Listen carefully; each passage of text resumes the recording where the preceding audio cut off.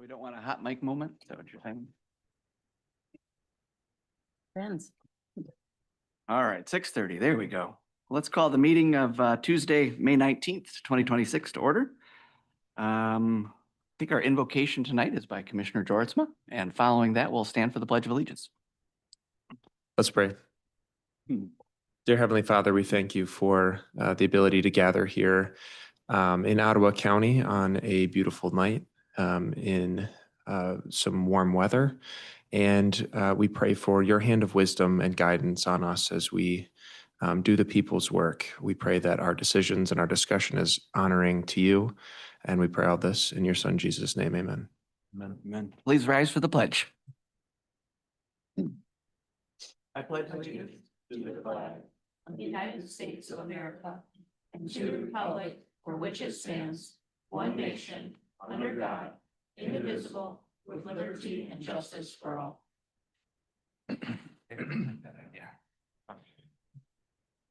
Right. Renee, I believe, is here tonight. Would you mind calling the roll for us? Yes, sir. Mr. Berry, Here. Mr. Juritzma, Here. Mr. Zylstra, Here. Mr. Bonema, Here. Mr. Moss, Here. Mrs. Wenzel. Here. Mr. Teeples, Here. Mrs. Rhodey. Here. Mr. Kyers, Here. Mr. Bruger, Here. Mrs. Miedema. Here. Mr. Chair, we have a quorum. Up first on this evening's agenda is the correspondence, and I think we've got a couple presentations. Is that right, Patrick? That's correct. We have three. All right. Number one, if we're going in order, Innovation and Technologies 2025 Annual Report is Paul. Paul is in the house. Come on up, Paul. Almost said good morning. Like in prior years, I'm going to keep this short and to the point because we can't make it interesting, make it short. IT continues to be secure, sustainable, and stable. In general, the county continues to mature, leveraging all the technologies and investments and frameworks that we've made over the last several years. In general, too, IT as an internal service department has relatively the same number of users, servers, network switches, and if everything is working, we are neither seen nor heard as it should be. We have the same contingent of staff as in prior years, actually same contingent of staff over the last 5 years. We have the same service offerings as prior years, same service level, same proven frameworks, with one exception. We now deploy, support, and advance artificial intelligence use. And it is advancing quickly. We have things called graph connectors that are now leveraging indexing and leveraging all of the legacy documents that we have on our file shares. And we are working towards what's called agent workflows using AI. That's a deep dive that I won't get into tonight, but you're going to see some of those in the near future. You have the same risks and challenges as in prior years. Talent development, pace of change, and continuing security measures. We are sustainable and strategic, as I mentioned, aligned with industry standards and best practices. Now we operate with a 3-year plan, strategy, and change management practice. Our biggest challenge that we're facing right now is AI modeling and data analytics, because it's changing so quickly and it's being engaged so rapidly.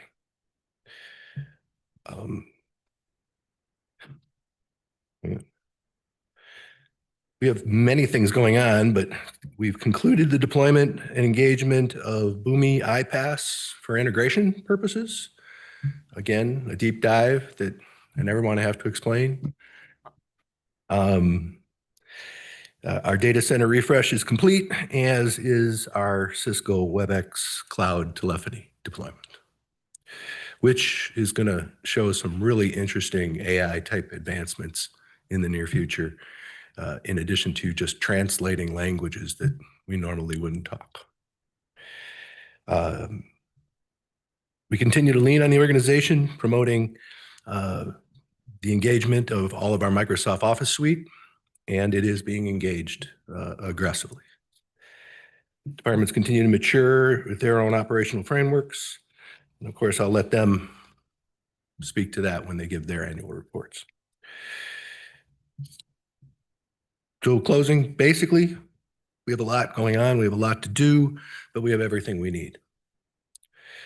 I continue to be very proud of our IT team and their professionalism and their growth. They're all growing professionally as well. So if you have any questions. All right. Thank you, Paul. Any questions? Got our IT guy, Joe. I knew it was coming. I always try to ask at least one. Yep. This is more of a general question. Over the years, I know that you've had kind of a mix of some contract support and Yeah. employee W-2. Could you just share maybe a brief update on how that's going, what the balance or the mix looks like?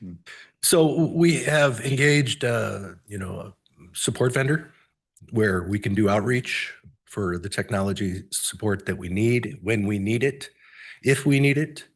We keep a few technicians on staff full time.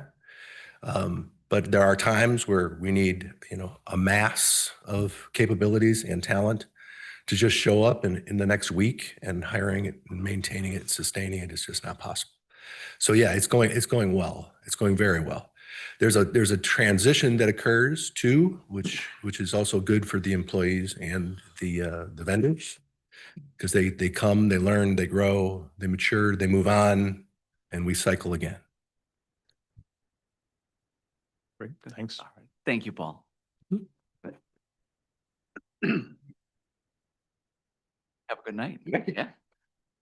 All right, up next, Facilities Maintenance 2025 Annual Report, presented by David Cripps, and I believe he also has an introduction to do tonight.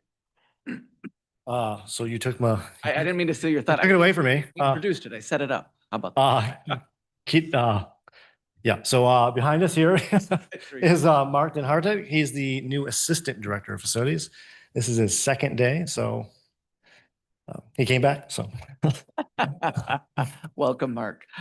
Good evening, Commissioners. I'd like to go over the 2025 Annual Report for Facilities. It's a nice facility. It's coming. Is that ours? That is our new facility. All right, so I'm going to stop here for a sec. Mission statement. I spent some time reworking our mission statement this year, really diving into data-driven decisions. So you'll see that later in this report and future projects coming forward. Really getting data to make our decisions for the county. So optimizing Ottawa County's physical assets through proactive maintenance and data-driven capital improvements to ensure a safe, efficient, and welcoming environment for our community. This is our staffing plan for this is actually 2026, our current plan. When I submitted it, Mark wasn't here yet, so he is now here. We are fully staffed for the first time since I've been here. It's exciting. In 2026, we added 2 custodians and 1 maintenance technician, 2. So we filled all those positions. Greatly appreciated. We have 4 in management downstairs here, 12 technicians around the county, 12 custodians, 1 project assistant, and 1 facility specialist. This is some recap of last year's plan here. This is, we have 17 buildings across the county encompassing 715,000 square feet, 65 acres of grounds that we oversee and maintain, and 21 acres of parking lot. So quite a bit. And then here's talking about our work orders, and the board last week approved the work order system, and you guys are finalizing that contract today, hopefully. Last year, 2024, we did around 8,000 work orders. In 2025, the team did 12,000 work orders. So more and more assets are being added to the system. More and more preventive maintenance work orders are being completed on our assets. So we're actually tracking what we're doing. And And you see on the green line there, our late work orders went from around 200 down to less than 150. So we're making more on-time work. And the preventative maintenance includes lubricating mechanisms, changing filters, inspecting equipment, all of our building inspections, boilers, chillers, air handling units. And then the team did around 3,000 work orders that came through the county that were non-planned. Our 2025 budget was just over 4.8 million, and we actually spent 4.56 million. And you see in 2025, we came much closer to spending all of the dollars that were allocated to us, which was reduced from 2024. That was when the Family Justice Center opened, and there was some cost associated to that building opening. The goal is to actually wisely spend county taxpayer dollars, but actually do what we're saying we're going to do. And we have greatly increased that work. Here's another list of all of our service agreements we oversee in this department. It's a wide range of things that we oversee. Now we're going to get into some of the work that we did last year. In 2025, some facility access and safety, C-wing handicap door repairs, all the lighted bollards downstairs were replaced. Several doors around the county were replaced late last year. Sheriff's Department flooring was replaced. All of the mop room flooring in the Graham Courthouse was put epoxy floors in. The D building at James Street was repainted completely on the exterior. And the custodial team cleaned all of the windows except the Grand Haven Courthouse last year in-house. Grand Haven was not done because of the caulking project that went forward last year. It is scheduled for June of this year. And it's too tall for our staff to do. So that will be contracted again. A little work here on what our custodial team has been up to. Cal Yonkers has been with us for 10 years this last year. You can see there's a picture there of our flooring that was done. The custodial team did 309 event setups, 6,000 work orders, and completed 660 non-PM work orders.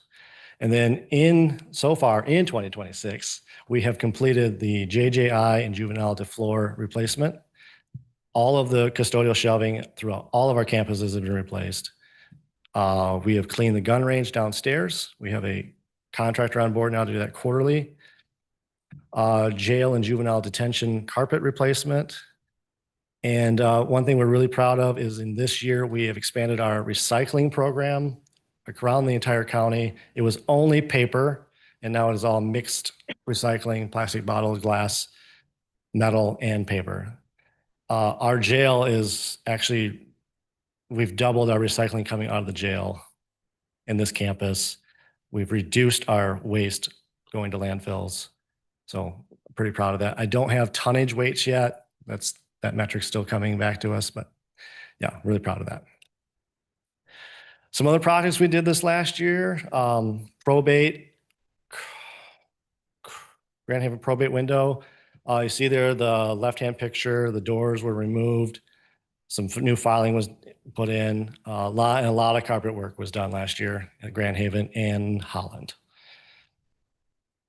And then we did a lot of paving work last year. James Street, most of that was repaved.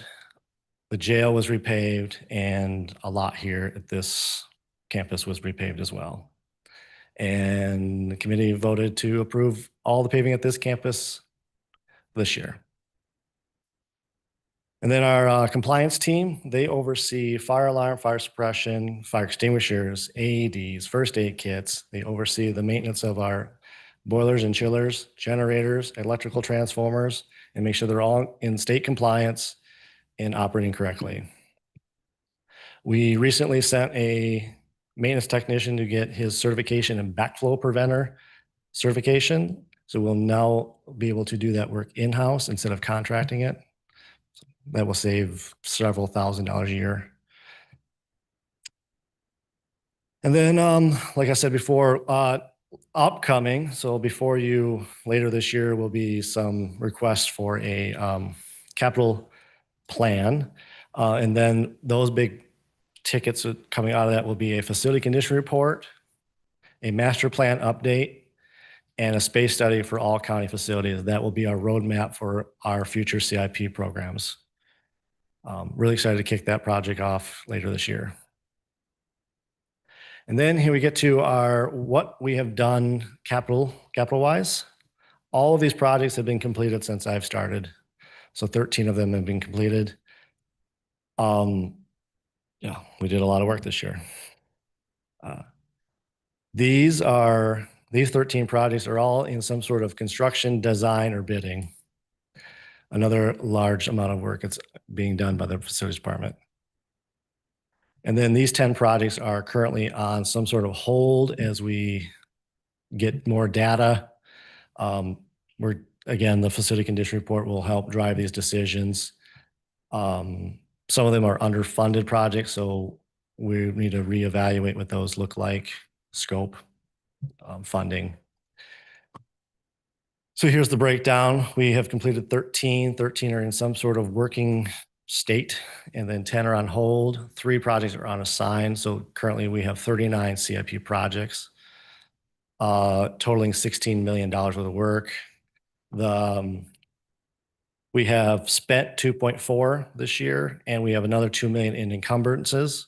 So not actually spent yet, but money is tied up. And that's my annual report. Wow, thank you. Wow. You have, I think we had about 8 minutes, and we got a couple more minutes for questions if anybody has a question for Dave. I do have one question. Yeah. Sure, yeah. So I know that we had prioritized the ADA updates. And so can you just give us, I see it's kind of sprinkled throughout here. Can you just give us an overview of where all that stands? Yes, James Street C building is moving forward, and that is out for bid now. James Street A building is on hold pending some work with CMH. I'm meeting with them tomorrow to discuss their needs in that building. So most likely those restrooms won't need remodeled because we will remove them completely to give them more space for that building. And then B building is grossly underfunded. There's about 10 restroom sets in that building from 1986. So I need well over $1 million for the work, and now there's about 170 available. So, and we need to really evaluate if the building is even worth investing that kind of cash into it. It's 41 years old. So refresh my memory again, which is that the one the health department's in, or is that the Health department is in building C, sorry. B? C, Is that the one that you're saying you're not sure we should invest? I'm getting my. B building is the one that's got JJI and CMH in it. Okay, It's the further one behind A. all right. Yeah. Yeah, it gets confusing. So I know that there had been some regulations put in place where we were given timelines where we're supposed to have things up to date. How are we doing on meeting those? On ADA, Yeah, I'm not 100% certain because all of our buildings are grandfathered in. So we're not, unless we actively renovate them, they don't have to be brought up to ADA. okay, It's our decision when we bring them to code. okay, Yep. all right, thank you. Anybody else? All right. Nothing, Joe? One question. Oh, there, okay. Yeah. It's the status outside. I saw, wallpaper coming down and We are re-wallpapering. easy question. Easy question. Okay. Yeah, Looks great. it will. Thank you, Dave. I'm sure we'll email you questions if we've got some more. Sure. All right. And again, welcome, Mark. All right, up next on the agenda, item C, 20th Circuit Court Probation and Parole 2025 Annual Report. I think Heath is coming come on up. All right. Good evening, everyone. Evening. Back again. Just wanted to say thank you to Ottawa County for working with us, and side by side, we appreciate what you all do for us. And once again, thank you again.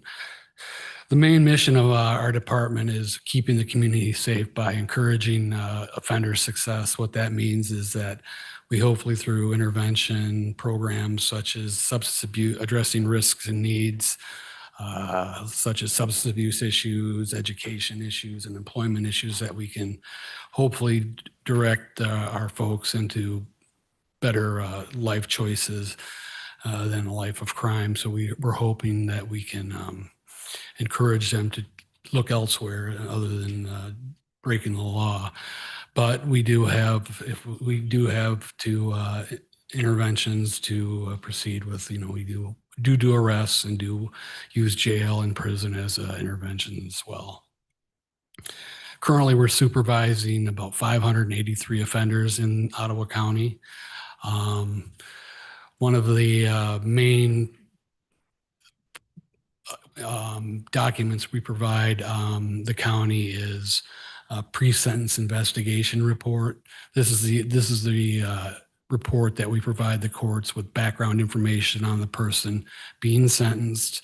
It gives descriptions of their background, family information, education history, any mental health issues, substance abuse issues, employment history, as well as a description of the offense that they incurred at the time of the arrest. Last year, we did approximately 570 of these PSI reports. For the fiscal year of 2025, we also collect fees and the amounts of restitution, court costs, fees, and whatnot. We've so far collected 75% of all these fees at the time of their discharges in 2025. We also, I got to give credit to the court clerk's office. They are very thorough in getting these fees and restitution collected. So our court clerk's office do a tremendous amount of work in getting these fines and fees collected. So it's not just us, it's the Ottawa County clerks who do a tremendous job with this.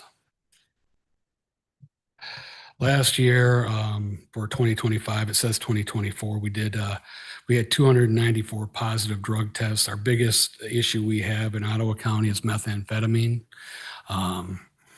Not sure why that is. It's a lot cheaper and it's coming up through the borders in Mexico. It's a lot cheaper coming up, and we don't see as much as the one pot methods making it. The people are buying it on their own, and so we see a lot more meth in the community than anything else. Community service hours, we completed 12,660 hours of community service for 2025. A lot of these hours are completed through community corrections organization, doing beautification work such as picking up trash along the highway, cleaning up around cemeteries.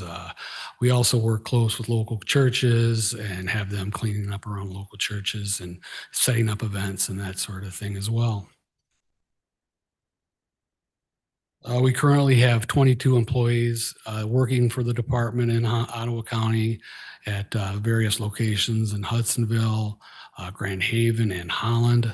I supervise the Holland office, and I have 9 employees, 8 agents, and 1 clerical.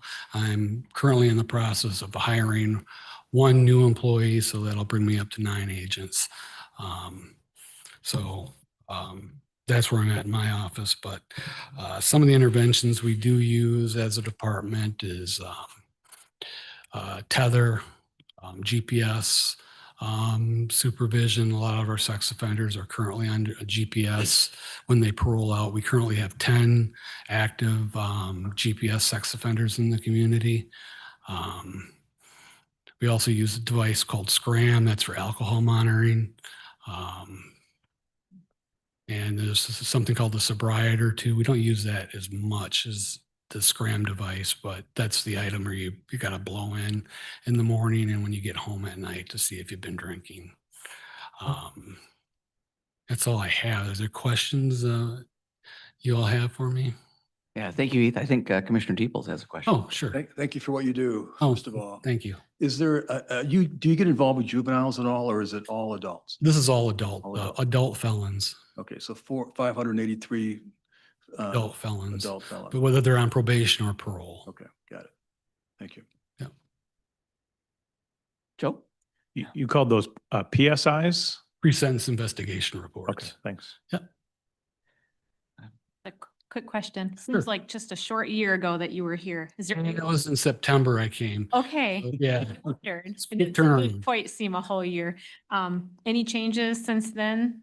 No. Okay. Other than Deanna Bustillos, one of my agents, she's been with the department 33 years. She retired in April. And so that's who the position I'm filling for. So, Gotcha. Right. Yep. Thanks for being here. hey, thank you.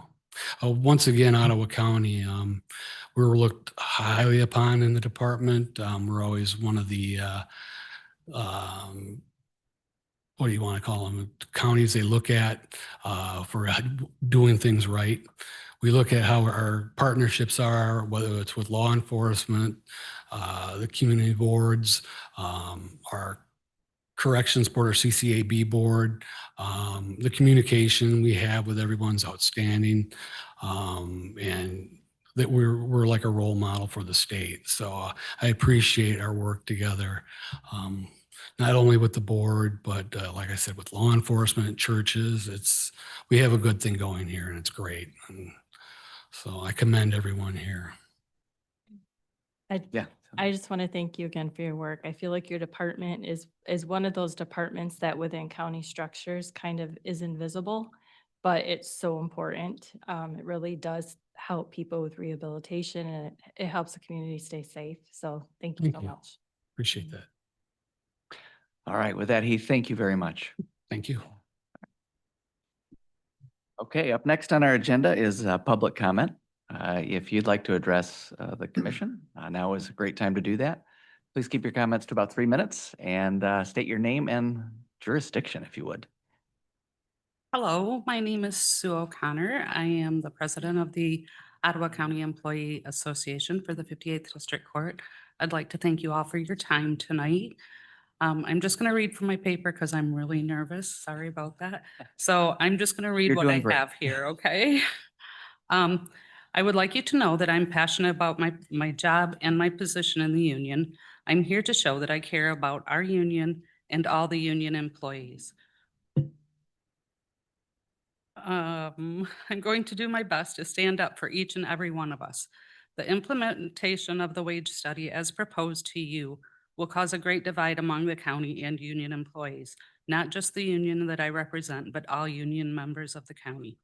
Union members participated in the wage study along with all the employees and should not be excluded from an immediate increase. Our union employees are dedicated to the county. We work very hard to do our jobs effectively, efficiently, and provide good customer service to all that visit Ottawa County buildings. We are not different from it. We are not different than our coworkers in the offices next to us and should not be treated differently. I have worked for the county for 24 years and have been through numerous wage studies and negotiations. Never have we been excluded from the increase because of our contract. Never has the wage study been included in our negotiations. Never have we had to extend our bargaining unit contracts because of the wage study. Sorry. We are not seeking to reopen or accelerate full contract negotiations. We are requesting that these wage adjustments be implemented through a letter of understanding attached to the current collective bargaining agreement, as has been historically done, allowing for the timely and equitable application of the wage study while preserving our existing agreement with the county. To retain employees for any length of time, the county needs to offer more, not less. Every negotiation we have fought for longevity to be reinstated. Every negotiation is rejected. Then to be insulted when longevity was approved for unclassified employees only, not union employees. Does that really seem okay? It is not okay to be treated differently. The County Human Resources page says, at Ottawa County, we're more than just coworkers, we're a team united by a shared passion for serving our community. Just know, all Ottawa County employees must be treated as equals. Not one person is better than another. We respectfully request equality, fairness, respect, and integrity. Thank you for your time. Thank you, Ms. O'Connor. You did well. Brian, do we have the clock? So I missed it. Oh. We do have the clock. Okay, It's okay. queued up for the next Good one. deal. I'm ready. I pulled off my watch, but yeah, it's not very accurate. All right. Hey, thank you very much. Is there anyone else?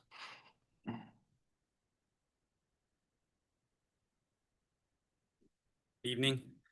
Hi, Fred Sawyers, Area Manager with Waste Management, resident of Grand Rapids.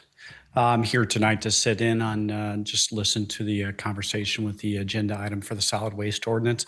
I'm here on the public comment to formally stand up and publicly thank the board, and the administration for all of your time that you've spent listening to our position and letting us bring comments and incorporating those, and we appreciate that. And while we continue to, support our position, we look forward to continuing our relationship with Ottawa County and in driving environmental initiatives. So, Chair Bruegger, Commissioner Barry, Commissioner Jorsma, Commissioner Ross, thank you for your time and listening. Patrick, Brian, and Doug, thank you. Appreciate that. Thank you, Mr. Sawyers. All right. Is there anyone else? Is there anybody online? Oh, got somebody coming up. Come on up. Come on down, huh? Or come on down. Thank you. My name is Ken Skur. I'm the union representative for the Friend of the Court Employees Association. I came here last month and talked to you guys a little bit too then. It's the third wage study we've had, I want to say, in the last 10 years. I think this is the first one, like Susan mentioned, where the union and non-union employees are going to be treated a little differently when it was rolled out. I took a look at the last one when it was put on the board to be approved, and I believe the only recommendation that was made that point 3 years ago was for it to be rolled out universally across all employees. I'm pretty sure that's how it was done. 3 things we'd like to ask for today: trust, transparency, and something that we've come to refer to as the Ottawa way. First, with trust, we've asked for the entire wage study to be released so we can see how we were graded, what we were graded against, what other counties, what other positions were used to evaluate us. We turned in the questionnaires and trust we would be able to see that. It's been the practice the last 2 times we've been able to see that. There's a memo attached to the questionnaire, the wage study now, which I believe says that if we were to receive the wage study, there's a danger down the road that employees might skew their answers on future questionnaires, trying to shoot for a higher pay grade. But as I said, this is the third wage study I think we've done in the last 10 years. And I don't see the evidence of that anywhere in this wage study. And if that was what we were going to do, I think we would have tried it by now. Baker Tilly mentioned that our questionnaires were returned timely. We collaborated to return them by position and not by individual, so they got the best information from everybody. They were reviewed by supervisors. They wrote in their questionnaire, in their report, they found them to be accurate, instrumental in their analysis, and insightful. So I don't know where that fear is coming from. We're asking for that. We're asking for the transparency to be able to look at that data and say, we were graded effectively, just like as my job as a child support enforcement specialist. I have to give out questionnaires and I have to give out guidelines that explain what data was used in the child support calculation so people can review them, ask questions, ask them for a hearing if they need to, and see if something needs to be adjusted. I believe the appeals process will take care of that, but we need to see the data so we know how we were graded. The last thing is that there's a training that I believe has been rebranded right now. It's called, I think, Customer Service Excellence. It used to be called the Ottawa Way. The Ottawa Way training was something that all the employees went through roughly 10 years ago. It was a required training, though it was quite long. And when we were there, the goal was to tell us that we are not supposed to stop at the bare bones requirements that the state and the feds give us. We're supposed to be trying to overachieve, to provide the public excellent service, not just the bare minimum. And that's what we feel like is being done here today. When we were here last month, there were comments, and they're in the memo again, saying we're not legally obligated. We're not doing wrong, illegal things here. We're not required to do this for every employee in the county, but we should. Actually, Ken, go ahead and you can wrap it up if you want to, but just Ms. O'Connor had the opportunity without the timer. I don't want to take that from you. Oh, thank you, Susan. So I didn't have a whole lot beyond that, just to say that, again, this is the third one we've done in 10 years. We would like to continue that kind of trust and transparency that we've had so far. I keep hearing the county's growing. We need to work better. We need to work more efficiently. And frankly, that comes from being able to keep our best and brightest people here and being able to trust the processes like the next wage study we'll be asked to participate in, so we can just do it and put our heads back down and get back to work. So thank you. All right, thank you, Ken. All right, anyone else? Okay. All right, and then anybody online? Back to that question, Brian. You have no members of the public online. Okay, all right, thank you. We'll close the public comment section. Move on to item 6, which is the approval of the agenda. Would anyone care to make a motion to approve the agenda? So moved. Moved and seconded. Any discussion? All in favor, say aye. Aye. Aye. Those opposed? All right, motion carries. Item number 7, consent resolutions. The suggested motion is to approve the consent resolutions as presented. Would anyone care to make that motion? So moved. Support. Got a move by, I think you got that one, Phil, supported by Joe. Mhm. All right, let's do a roll call vote on this one, if you'd be so kind, Renee. Mr. Moss, Yes. Mr. Kyers, Yes. Mr. Barry, Yes. Mr. Bonema, Yes. Mrs. Rhodey, Yes. Mr. Zylstra, Yes. Mrs. Wenzel, Yes. Mrs. Minema, Yes. Mr. Juritzma, Yes. Mr. Teeples. Yes. Mr. Bruger. Yes. Motion passes. All right, thank you. Item number 8, agenda and action item requests. Item A, public hearing regarding the Justice Assistance Grant. The suggested motion is to open the public hearing to receive comments on the Edward Bryan Memorial Justice Assistance Formula Grant Program, say that 5 times fast, as required for the grant application. Would anyone care to make that motion? So moved. By Moss, seconded by Joritzma. And at this time, if anyone's come prepared to make a comment from the public, you are welcome to come up. We didn't vote on that motion, did we? Did we? Did I just move right to it? You looked up. I did miss that. All those in favor say aye. Aye. Those opposed? All right, now, anyone in the public would like to come up? I saw one person get up and leave. I think I got distracted. Mr. Chair. All right, yes. I didn't see any information about this in our packet. Is there someone that could maybe just share a little bit about this hearing?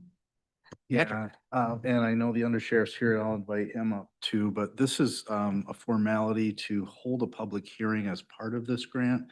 The board actually approved the grant application previously. So this is being done in order to receive the grant. So it's kind of a sequentially incorrect, but the discussion on the burn grant was held prior to. And if you want to talk a little bit about what the grant is, that might be helpful. Yeah, briefly, this grant has allotted or provided some funding for the sheriff's office. It's a grant specifically for law enforcement functions. It's to purchase equipment for investigations, crime prevention, things of that nature. So this grant would be for $49,560 that we would invest in a particular piece of equipment. We're looking to use it towards an item called a Faro, which is a 3-dimensional laser measuring device that will improve investigations, more accurate measurements, and will decrease staffing time on scenes of fatal accidents, major crime scenes, things of that nature. Thank you. Do one of you know why there has to be a public hearing for this process? The requirement of the grant. That's all I can tell you. Yeah. All right, thank you. Any other questions? And no one from the public? All right, so I'd entertain a motion to close the public hearing for the Edward Bryan Memorial Justice Assistance Formula Grant Program. So moved. Support. Moved by Kyer, second by Moss. I'll get the vote this time around. All in favor, say aye. Aye. Those opposed? All right, motion carries. That one off. Item B, classification and compensation study. Suggested motion is to approve the recommendation for Ottawa County to adjust positions, pay grades, and wage scale as recommended to maintain a competitive position in the marketplace and to authorize the county administrator to make individual wage adjustments as warranted. So moved. Moved by Moss and second by Joritzma.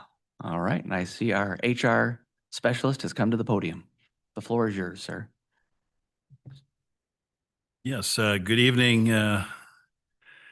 Mr. Chair and Mr. Vice Chair and esteemed board.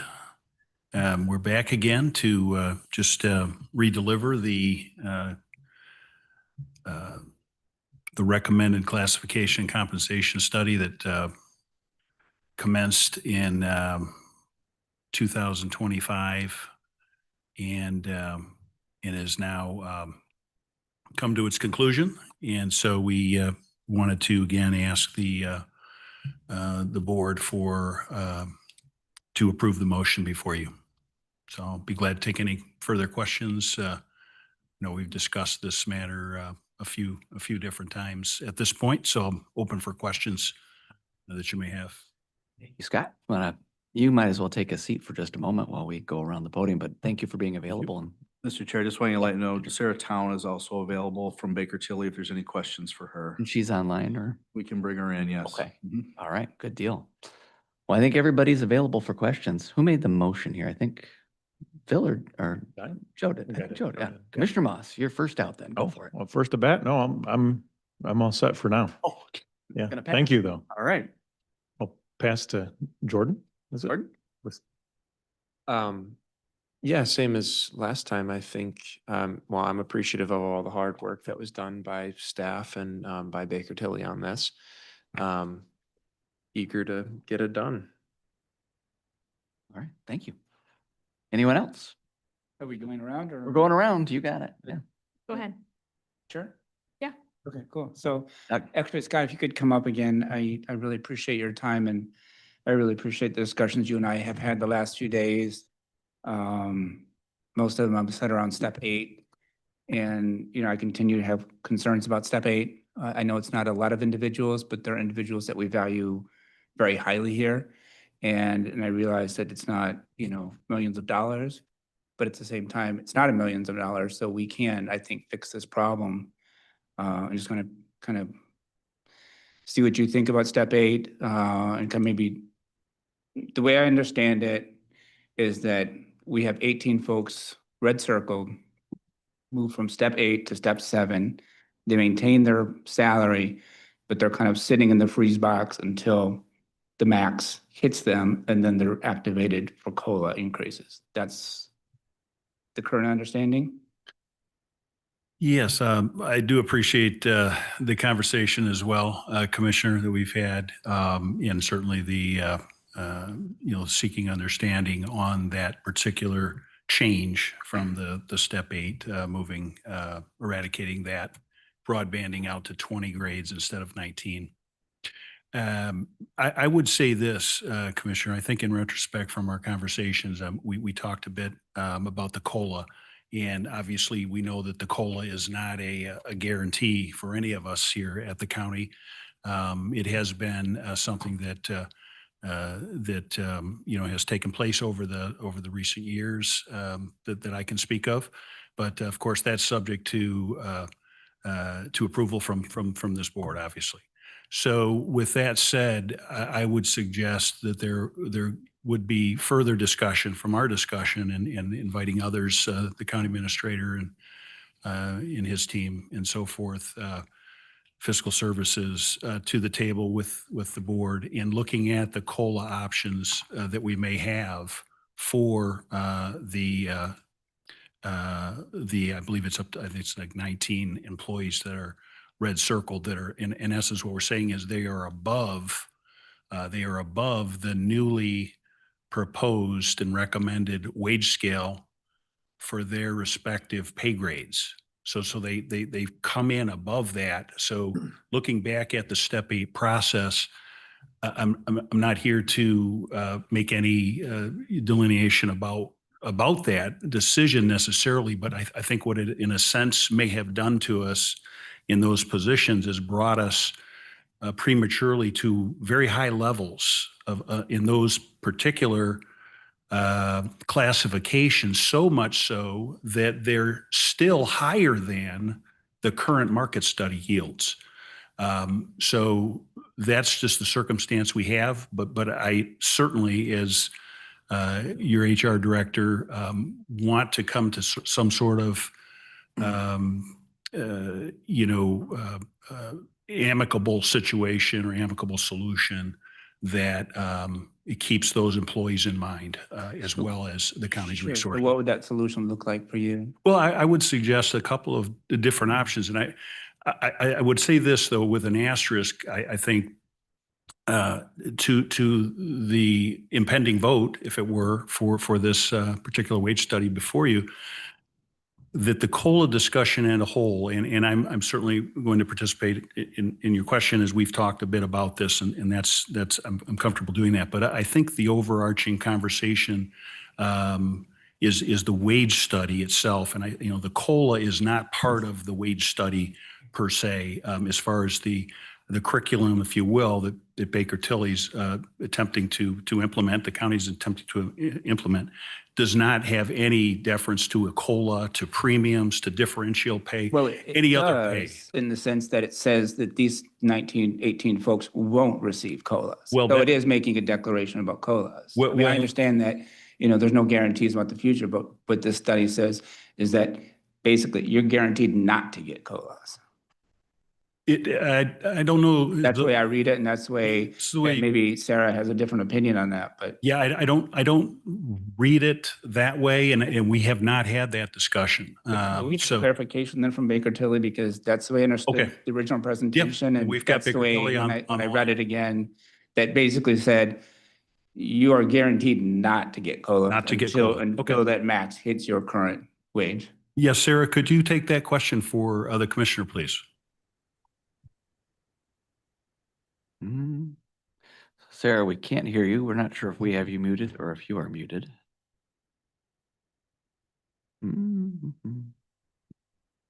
Connected to audio, testing. There she is. Good evening, everyone.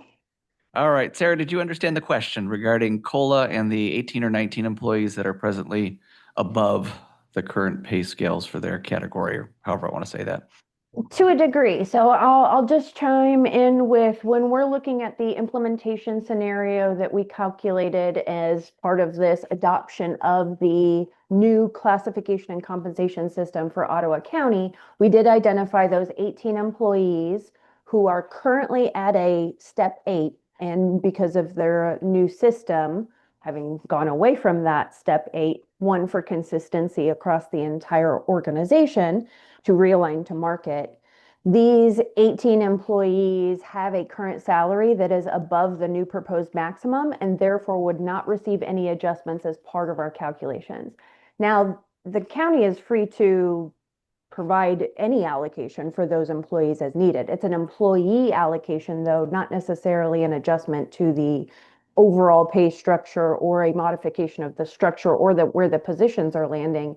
What we're talking about are employee salaries, and specifically what would occur for these 18 employees that have a current salary above their new proposed maximum. Does that help provide clarification? Well, I guess when you presented to us and in the presentation itself, your recommendation was that they would not receive COLAs until the max hit their current level, right? That's correct. And that's what we generally would recommend is any employee who has a current salary that is above this new proposed range. One is signaling that those employees are already highly compensated in relation to the market values, as well as into the internal equity alignment of how the positions were determined to fall in this new pay structure. So the position is competitive and the employee is also competitive. So we would recommend that they would remain red circled or frozen until the pay structure catches up to where they are already at. Sure. I mean, I would hope that at the end of the study, all the positions are competitive and not just those 18. That's correct. But, basically what your recommendation is that they will be sitting this one out until COLA catches up to their current wage levels. That would be our recommendation. Okay, but we have the option to whether to accept that recommendation or not. Absolutely. Thank you. I really appreciate that. Thank you, Sarah. All right. I'll stick around. Yeah, all right. Yeah, sounds good. Joe? Yeah, thank you. So just additional clarification so I can make sure I understand what Commissioner Zylstra is saying. And Sarah, thank you, Sarah. So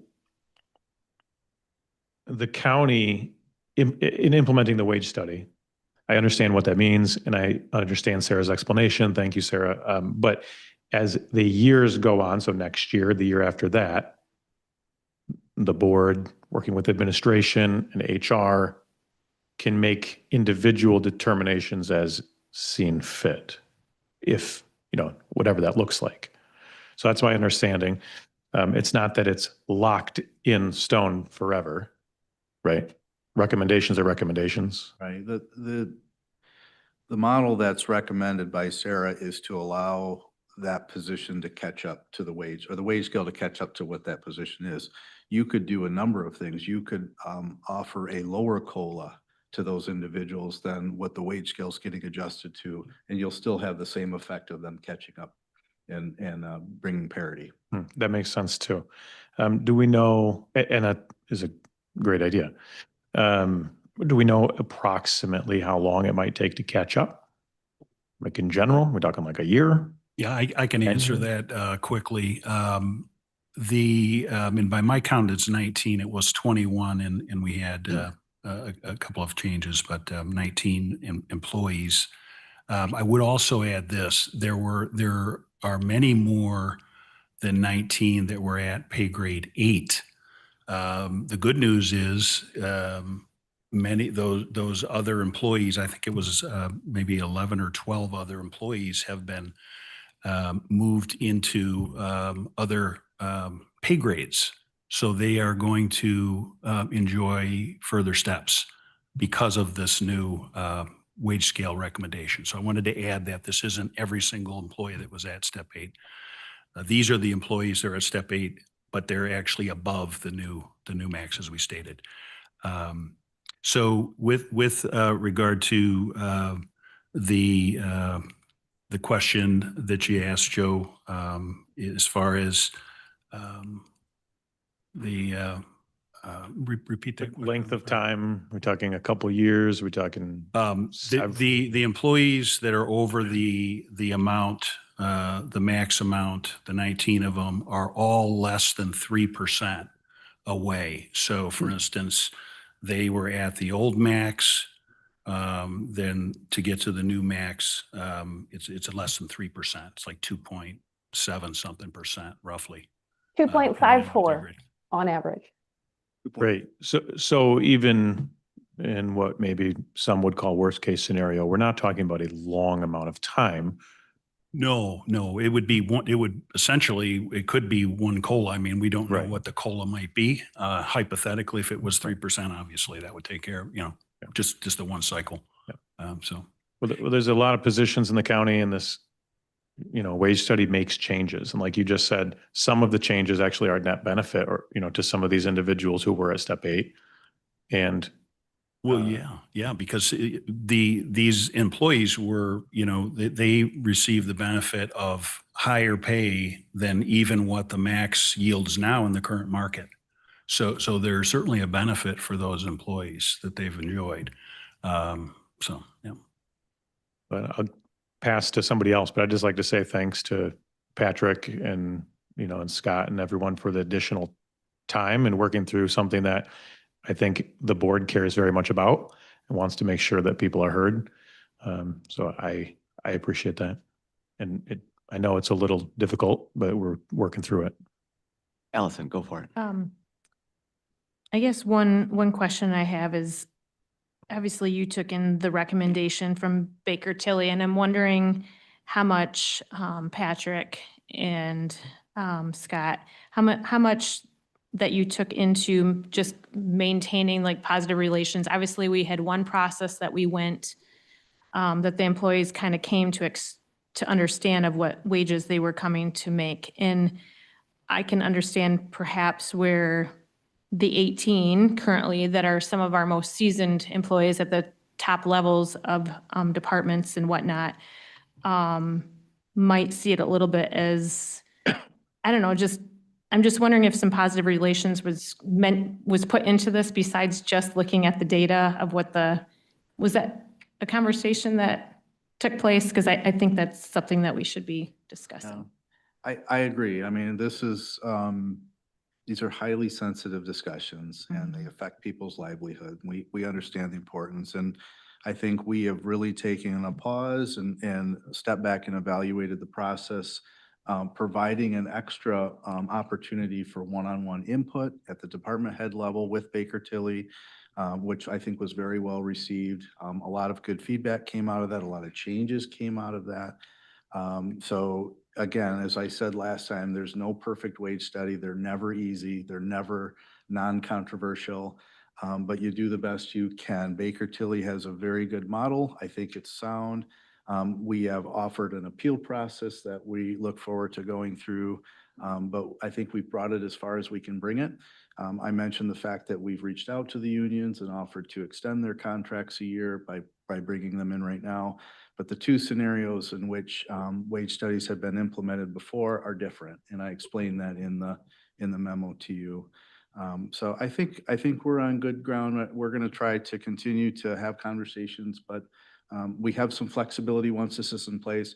I think what really threw this off is the addition of that grade 8 or that eighth grade step, because that was kind of done without any formal study. It was done without forethought of what it could result in during the next wage study, and so we're kind of reeling from that decision. So let's say that we acknowledge that 8th step. How much cost would that come to the county in retrospect with what is being proposed? What is our cost if we were to just maintain them where they were at and continue to have an increase? I'm just wondering if it's worth cutting hairs about. Well, I think the question at this point is, does COLA apply or not? And that is a policy decision that you could continue to apply across the board COLA to everybody and not just exclusively the wage scale. So if that happens, you'll continuously have those individuals that are paid higher than the max range. And that's okay. I mean, that's a decision that we can make, and we can look at the numbers of what that is, but this is the recommendation of Baker Tilly in order to bring parity and alignment. Okay. You mentioned the appeals process. Can you share a little bit about what that looks like, maybe for anomalies that might come forward, and maybe there are ones that should be taken into consideration? What does that appeals process look like?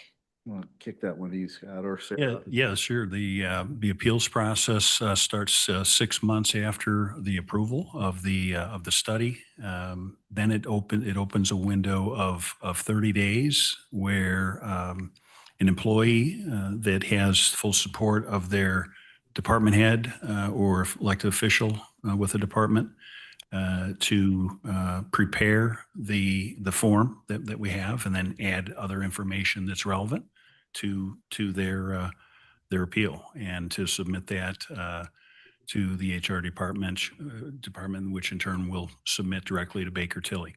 The cost on each appeal is $225, which we've secured a budget in HR for. The employee, of course, does not pay that. There was some questioning about that. That's the county expense. So that's how it works.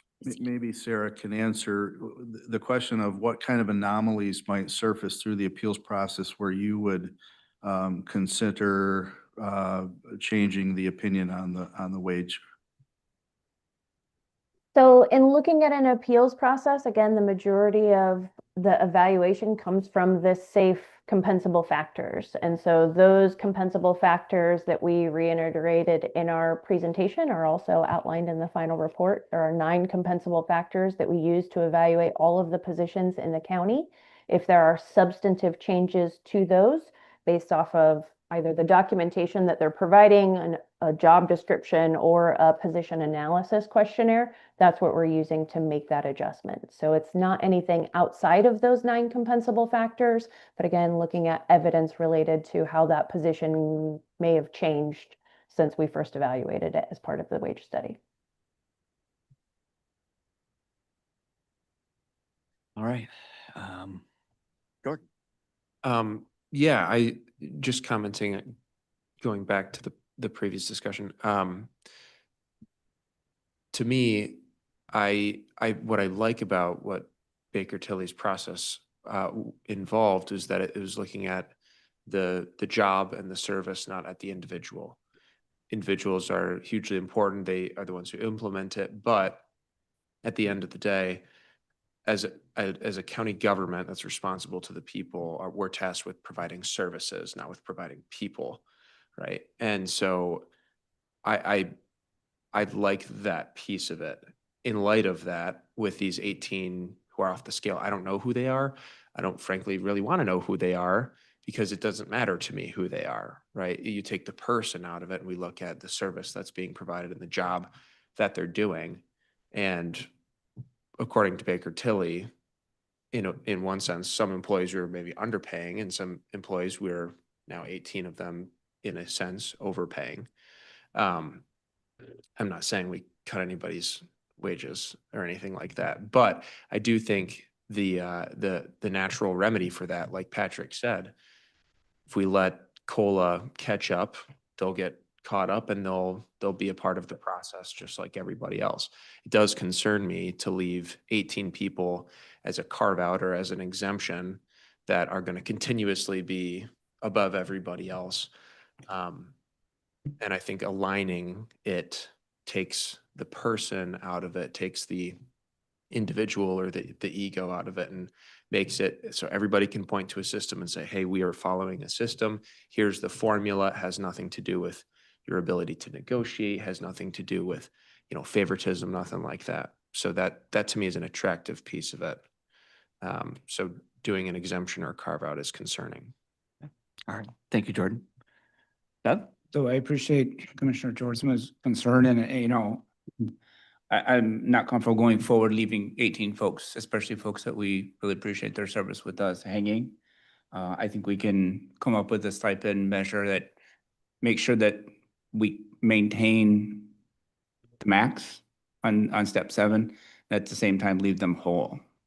So I guess my motion is to make sure we don't leave them hanging and make sure that in the implementation process, when the COLAs are decided, if they're decided, and I assume they will be, but that we go back and we recalculate for those 18 individuals to make sure that they get that difference through a stipend.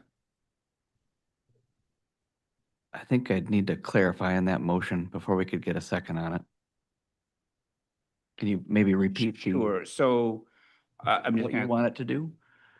so someone is sitting above the current max. They're going to be, Let me help you. no, and you're welcome to jump in, but if you're sitting above the max and you're waiting for the max to catch up, it's less than 3%. Let's pay them that difference now. So you would be looking to add the COLA to those, for those 18 or 19 As a individuals. stipend. So So that's, they stay at parity with the max, is what we want. We want, uniformity going forward. But at the same time, they're not left hanging with that. I mean, it's not a big number. I mean, depending on where they are on it's less than 150, right? And for 150,000, to make sure we're taking care of 18, valued members makes sense to me. Then it's either they make the same wage they do now for a year, or they make the same wage they do next year for a year. How do you mean? Right, isn't there like a timing issue here? Shouldn't some of this particular discussion come up in the next budget cycle? Isn't Well, that that's the what I'm saying. time? If there is a COLA, and I'm sure there will be, whatever that COLA is, then we make sure that it applies to these 18 individuals, but as a stipend and not as an increase in their base wage. I mean, I'd rather wait till we get to that point because there's a lot of unknown on exactly how or who or what, or is there a COLA or. Okay, So you'll second your emotion. I agree with you. okay. So could we clarify the motion if I've got So to you're try? better explaining my positions than I am. So maybe, does anybody have any doubts or questions about what? I think in the implementation of the wage study, we would request that those, is it 19 individuals? 19. That those 19 individuals receive whatever the COLA is, unless we want to say a 3% COLA, in the next budget adjustment.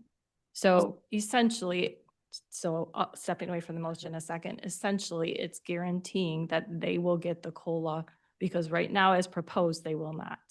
So could I say that the motion is to include the 19 outlying employees to receive a COLA adjustment as a stipend? I think that's fair. That's what I had meant, right? So we make sure that we have parity between the max for step 7 and their current wages, but not in a way that they lose out. And that the mechanism to do that is a stipend. And Doug, Commissioner Teeples just said when. Like, is the motion to have that at the end of the year or the beginning of the year, or how would you like that stipend? Takes effect January 1, they would get the stipend January 1. Okay, all right. So at the beginning of the year. Whenever COLA comes. Whenever COLA is. January 1, but. Okay. Ron, you got that motion? You're squinting. Yeah, but. Okay. All right. So we got a motion and we've got a second, and Commissioner Barry, you've got to go for it. All right, thank you. Obviously, as we've discussed, the compensation study looked at a number of just data points of job description, comparable position and comparable jurisdictions. Again, I don't know who these people are or what area they work in, and I don't ever want to know. We're talking about the position, not the person. And arguably, you could say they have benefited from compensation that's above what the job description, comparable competition, comparable position in other places, they received a benefit already. And I think giving them a COLA, it just brings up, it continues the continuation that their compensation for those positions is more than what the wage study would support. Again, I'm not trying to pick on anybody's business, but on the point of a compensation study like this is to bring alignment in, make sure everybody's being paid fairly. The goal here isn't to pay people as little as possible. We want this to be an attractive place to work. But if we've got data that suggests what that pay range should be, that's what the pay range should be. Thank you, Jim. Sylvia. Yes, so I agree a lot with you, Doug. I actually am very concerned about our top leadership within the county. I very much do care about those leaders. I think that any organization that doesn't truly value and ensure the longevity of its leaders is going to be in shaky water. Our leaders matter tremendously, actually. So that particular piece of this wage study is very concerning to me. I don't like people in leadership positions leaving. I don't like them switching to other jobs if not necessary. I want them to feel stable and to stay and to continue to lead this organization. So for me, that is a big concern. That's why I support your motion. I think that, one beautiful thing about Ottawa County is that we are unique across the state in so many ways. That the things that we've done in the past, obviously I don't agree with everything, but I do love the standard of excellence that is historical in this county. And part of that has to do with the leadership that we've had in this county. And it also is related to thinking outside of the box. So, no disrespect, but when we hire consultants, it doesn't mean that we have to blanketly accept 100% of what the recommendations are.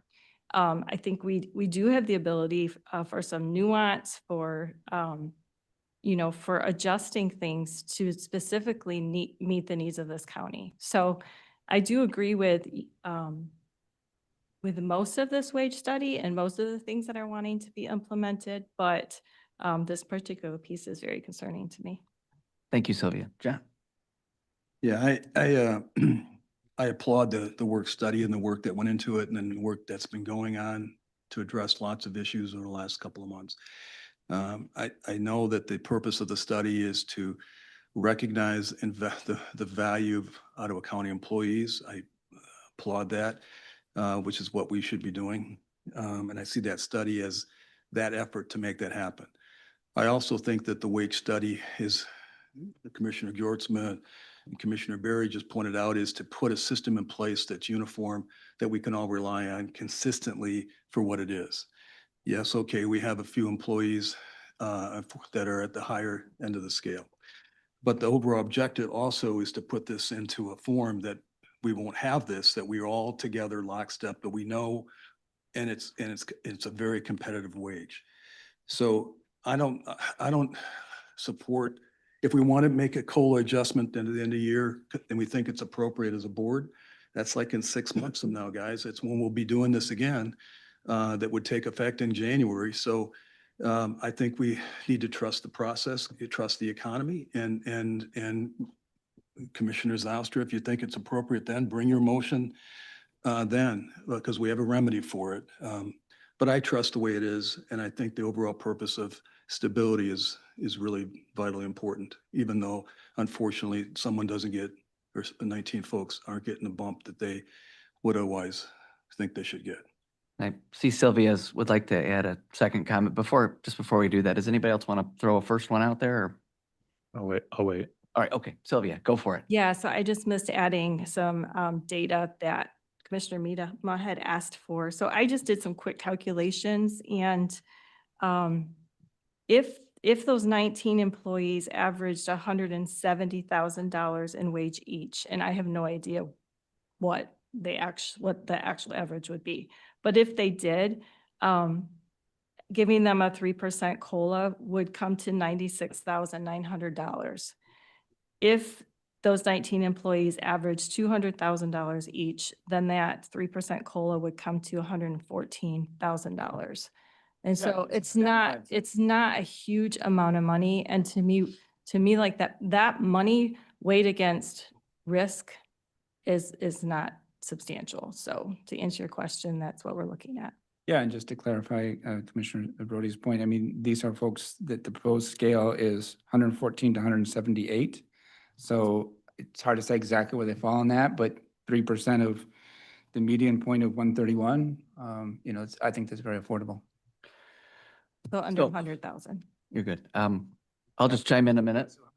Thank you. I'll chime in a minute. I'm going to vote no on this, but I am going to propose a second amendment to this to increase adjust their wages half of COLA annually until the scale is caught up after this, just to let you guys know. But at the moment, I'll be voting no on this one as presented. Anybody else? Joe? Yeah, thank you. So I would like to understand a little bit better, based on this discussion, specifically from Commissioner Zylstra and Rody, I'd like to understand better what this would look like from a county perspective. How would this be implemented? What's the timing? Because I feel like the timing of looking at a COLA adjustment for any employees would be later when we're looking at a COLA adjustment. And that is going to come to the board, I would assume. And the board will be tasked with voting yes or no and have the opportunity to say, does this apply to 100% of this workforce or that workforce? And if the answer is, well, no, there's 19 people that it doesn't apply to, at that point, we could make the determination when we know what the percentage of the COLA is. If there's a COLA, maybe there isn't one in the next 6 months. I don't know. Probably will be. But I guess I'm looking for clarity, because right now I don't have clarity on what this will look like. Do you want to answer, Joe? I just a minute there, Doug. Because I think he was asking Commissioner Rody. He is. I think I'm asking administration. Oh, yeah, and I wanted to actually just in the People interest else, of allowing Sylvia and Doug time to speak twice. Sylvia's used twice already, so according to Robert's rules, she's exhausted her time on this one. And Doug, if you spend time answering that question, you're losing your time too. So Patrick, go for it. Sorry, I'm just trying to keep us moving along, everybody. Happy to save their Patrick, time, so go I'll for it. answer. You are correct. It would come to you in the budget proposal for the administration personnel requests. We can do any number of things with that from a policy standpoint, as we talked about an adjustment. It's really a question of, are you adjusting the wage scale by COLA, or are you adjusting all positions by COLA?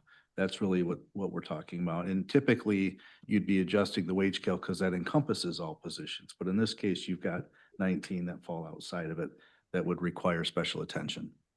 But it is a discussion for a later time that we could certainly have. That's kind of my position, that it's a discussion that is most appropriate when it comes up. Okay. All right. And I do think that every person here on the board really cares about our employees and wants to make sure this, that they're treated with respect. And I'd just like to add one more thought for clarity. Yes, it was said that these employees have, benefited from a certain wage scale.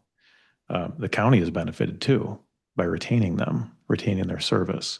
So there's mutual benefit. There's strong mutual benefit to continue to prioritize them. All right, I think I'll hop over to Doug, and then does Sarah have a comment? Is that what you're pointing at? I think Patrick was She had pointing her at the hand up, I television. don't know. Actually, do you want to let Sarah go first, Doug, in case she has? I'll lower my hand. We're good. We can continue. Sorry. Oh, okay. That was unintentional? Sarah, you're great. I just want to address, Commissioner Moss's point, which is a good one, that we are obviously not passing a COLA right now. But what we are passing is the wage study. And part of the wage study recommendation is to do this, which I think is not great for our 18 employees. So that's why I think it's best to fix it now as opposed to waiting until we actually get to that COLA point. All right, let's take a vote. If you wouldn't mind doing a roll call, that would be great. A vote, this isn't a vote on the amendment, which is to increase the 19 employees at the time of reviewing COLA, increase the 19 employees' wages according to COLA, but to present it to them as a stipend. Paraphrasing, how about that? I'm sure you've got this recorded. You can figure out exactly what it was. Mr. Chair. Yeah. So one question I'd asked was when. I'm unclear on when that You would could make an happen. amendment to January 1st or July 1, midpoint of the year. January 1 is when COLAs take effect. Right, but you could say, midpoint of 2027. So we know there's a guaranteed COLA in January 1. No, we don't know. But I'm saying if there is one, then these folks get that as a stipend. I don't think the motion said it. Yeah, you want to modify your motion? If there was a COLA, I Okay, think it well, I'll was. modify to make sure that, obviously, if there's not one, then no one gets COLA, right? So, but if there is one, and whenever it goes into place, then they get their COLAs in the form of a stipend. I believe we were taking. Could you read the a vote. motion to us? So what I currently have is amend the recommendation and include the 19 redlined employees to receive the next COLA as a stipend at the beginning of the year, January 1, 2020. Red circled. Red circle. Okay. The beginning of the year being the calendar year. You said January 1. I think. January 1. Okay. All right. Could you remove the number too? Because what if it's not 19? What if it's, So redline. Yep. Yeah, go ahead. That's is fine. that all right? The red circle. Circled Red employee. circled employees for sure. All right, we've got it. If you could call roll, that would be great. Mrs. Rhodey, Yes. Mr. Teeples, No. Mr. Zylstra, Yes. Mr. Bottomah, No. Mrs. Wenzel, Yes. Mrs. Menema, Yes. Mr. Moss, No. Mr. Juritzma. No. Mr. Kyers, No. Mr. Barry, No. Mr. Bruger. No. Motion failed. Okay. Shall I throw my motion out there? See what happens. All right, I'm going to make a motion to allow for the increase of the wages of the red circled outlying employees, an increase of 50% of COLA per annum until parity with the boy, I read my own handwriting, till parity with the recommended wage scales is achieved. Support. Okay. I made the motion, so I guess I go first. Actually piggyback on a question that Joe had brought up, which was, how long is it going to take for parity to be achieved? It sounds like it's going to be 1 to 2 years if we do not do anything. Allowing a 50% increase gives these employees an additional raise when everybody else is getting raises. I think it's a great idea. And we will catch up within 3 years to 4 years at the most. is the thought there. So there you go. That's why I threw it out there. Anyone? Doug, you're looking at me. No, I just think the math is, and Sarah, help me out. The math will not be 3 or 4 years. It will be within a 2-year period. Because if they're all at 2.5 and supposing a COLA is 3, that's a 1.5. So they will catch up soon. If it's not 100%, but 50% is better than 0. So I'll be supporting this. All right. Sarah, you were nodding on the math.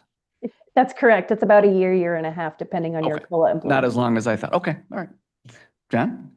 For the same reasons that I voted no on the first one, I'll be voting no on this one. I agree. This seems like something where I'm not opposed necessarily to the concept, but we're talking about COLA policies and we'd have no idea what that's going to look like come January. So I think this is more appropriately had in the future. All right. Allison? I would just say it, just as Commissioner Zylestra's first motion, I think it's just a good faith effort, and I appreciate your motion there, Commissioner Bruger. All right. Let's take roll. One more comment. Oh, one more comment, Joe. I'm going to vote yes on this one.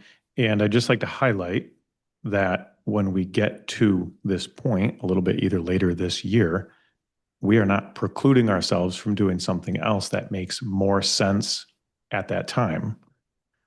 So I support this now because I appreciate the direction. And I fully believe that when we get into it with a little more detail, or when administration does, that they will make it a priority to make sure it's handled well. So it's. Oh, Phil. You know, we talk about the 90 positions, how leadership, but what about the other 1,000 positions that say, you know what? These people are always way ahead of me, and now they're going to be ahead of me for another couple of years. Why shouldn't I catch up to them? I'm doing just as good a job as they are. Are we disrespecting them people? So that's my comment. That's a good question. Comment. Can we talk about that for just a second? Sure. Oh, you gotta. Or did he do it 2 times? I think he's done this 2 times. Yeah. We're going to take a vote on it. 2.5? No, we're going to take a vote on it. I would Oh, like to. go say ahead, something. Sylvia. So I think it is important to do something right now at this point because there otherwise is no guarantee anything will be done at all. And this is a group of people that we do appreciate. We appreciate everybody. And that's why the wage study was done, and to make sure everybody's being fairly compensated. All right. And let's many go to went up. Jim, and then I think we'll take a vote. I believe in supporting the integrity of the wage compensation study that was done. I also see this as a reasonable compromise on it to kind of smooth the curve a little bit for those folks that are affected. I'm okay with this, but I'm comfortable with what the wage study produced for us. Got it. And I Agreed. will just throw mine out there. I'm trying to find a middle ground to move us forward. Good So, comment. oh, Patrick? Just a question for clarification in your motion. Was it to suggest a 1.5% or half of Half of percent. whatever? Okay. Half thank of you. whatever everybody else Appreciate received. that. Thank you. Good question. All right, let's vote. Mr. Bonema, No. Mr. Gerutzma, No. Mr. Teeples, No. Mrs. Medema, Yes. Mrs. Wenzel, Yes. Mr. Barry, Yes. Mrs. Rhodey, Yes. Mr. Moss, Yes. Mr. Zylstra, Yes. Mr. Kyers, No. Mr. Bruger. Yes. Motion passes.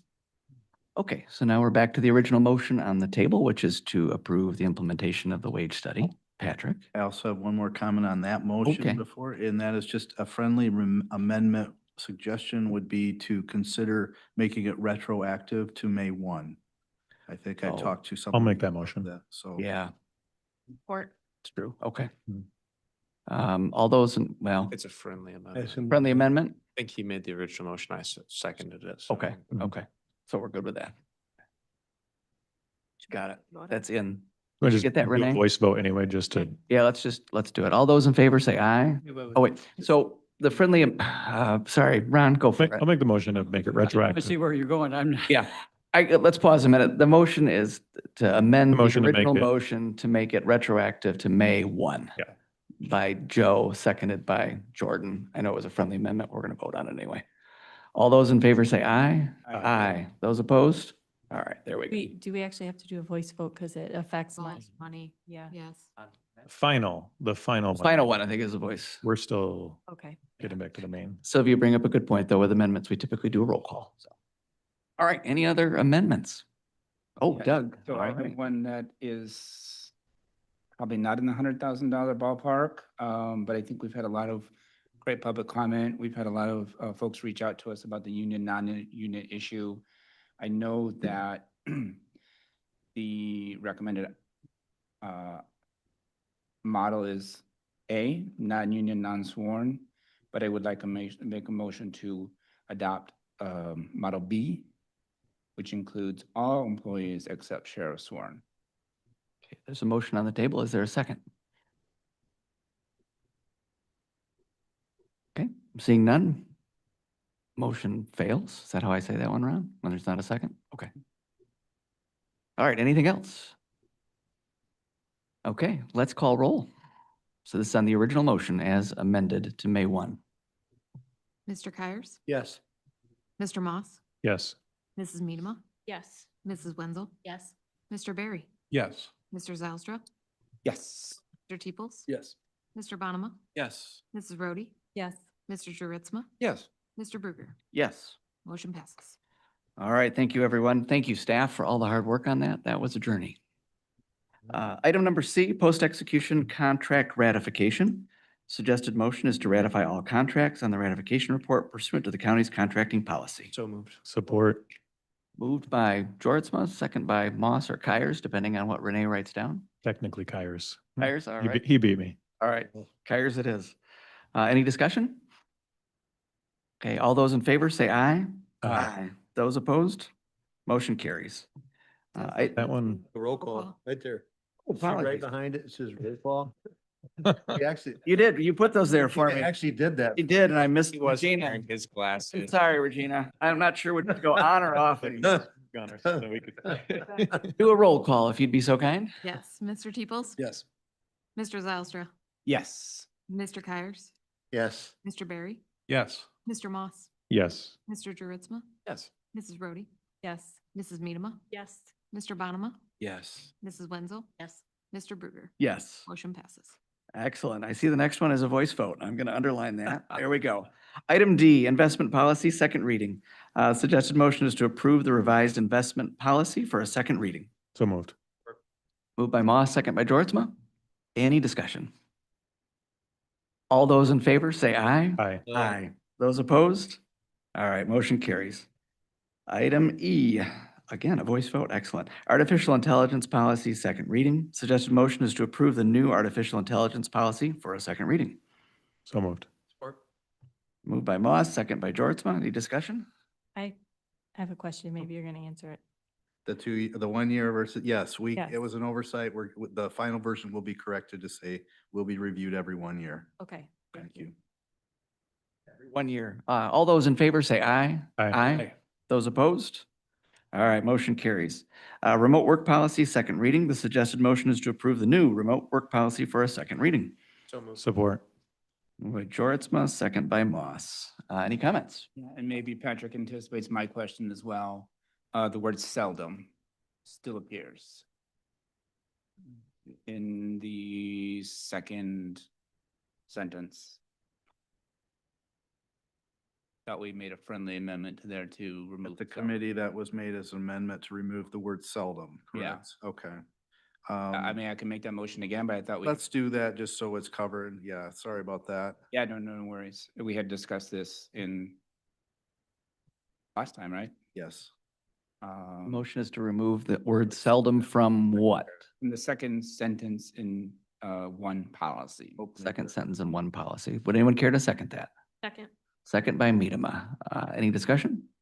Where is it again? Sorry, I just want to read So it it. says the County of Ottawa's general standards is one policy, general standards for work to be performed in the county office setting. However, there are seldom occasions where remote work may be permissible. We voted to remove it last We time. voted to remove it last time. It's, Thank you. appreciate that. Sorry, Joe. For me, the vote passed. Is that right? Yes. It was approved to remove it. Okay. My recollection. We can revote. All right, we're going to do a roll call. Mr. Zylstra, Yes. Mr. Teeples, Yes. Mr. Juritzma, Yes. Mr. Kyers, Yes. Mr. Barry, Yes. Mrs. Minema, Yes. Mr. Bonema, Yes. Mrs. Brody, Yes. Mr. Moss, Yes. Mrs. Wenzel, Yes. Mr. Bruger. Yes. Motion passes. All right, so now we're back to the original motion. Any other amendments? Okay, voice vote. All those in favor say aye. Aye. Those opposed? All right, motion carries. Item G, debt management policy. This is the first reading. Most suggested motion is to approve the revised debt management policy for a first reading. So moved. Moved by Moss, second by Kyers. Any discussion? All right, all those in favor say aye. Aye. Those opposed? Motion carries. Item H, legal services policy, first reading. Suggested motion is to approve the revised legal services policy for a first reading. So moved. Support. Moved by Joritsma, second by Moss. Any discussion?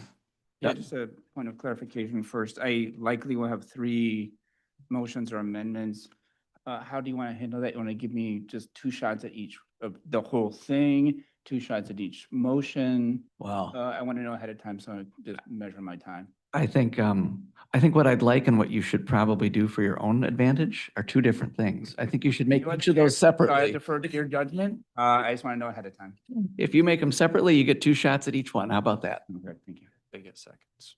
Yeah, if they get seconded. Go ahead with, you've got the floor. You can make your first one. Start out with, Keep going. Keep You're, going. you're good. Jordan said if they get seconded. I just caught that. Yes, go for it, Doug. okay, sure. So looking at section 1B1, it starts personal, criminal, and quasi-criminal. The way I read this, and the way it's been confirmed to me, is that it seems to end our longstanding indemnification policy for our employees, which seeks to protect our employees from suits arising out of good faith actions believed to be lawful and related to their scope of duties. It says here at the end, the county does not provide such service to residents. Our indemnification policy for employees states the opposite. I think that by stating the board will no longer have the option to provide defense or support to an employee or official who has been criminally charged for actions undertaken in good faith in the course of, what they believe are their duties, is both a significant policy change and one that I don't think is positive. So, We got a motion in there, Doug? yep, I am getting right to the motion. That's Thank why I you. want to clarify things with you. The motion would be just to revert to original language on 1B1. Second. The motion is to revert to the original language on 1B1 by Doug and seconded by Allison. Doug, do you need any more time to explain that or? I Oh. can, Well, I just want to, that's Article Roman numeral 4, 1B1. B1, is that what we're Correct. talking Go back and about? Find out everything. So it's under procedure, Ron. Yep, Roman numeral 4. Overview. 1 is description of legal services or Department of Legal Services. And then exceptions, and then it's the first exception. And what do you want it to say, Doug? I wanted to revert to, Can you read what it would revert to? Good idea. revert to, Criminal and quasi-criminal. criminal and quasi-criminal prosecution. Legal services provided by the prosecuting attorney.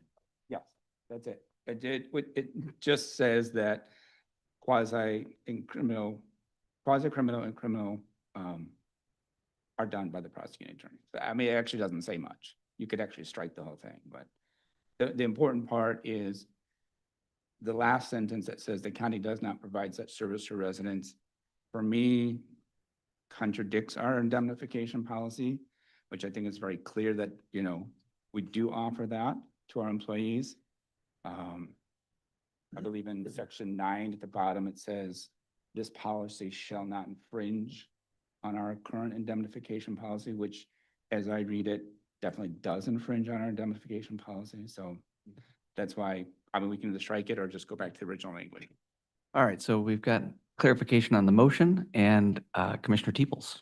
So Doug and I have talked a little bit about this and thought about this one. I don't think it contradicts our policy at all. I don't think the county should be blanketly saying that we're going to defend those employees and these recipients here that get charged with a crime.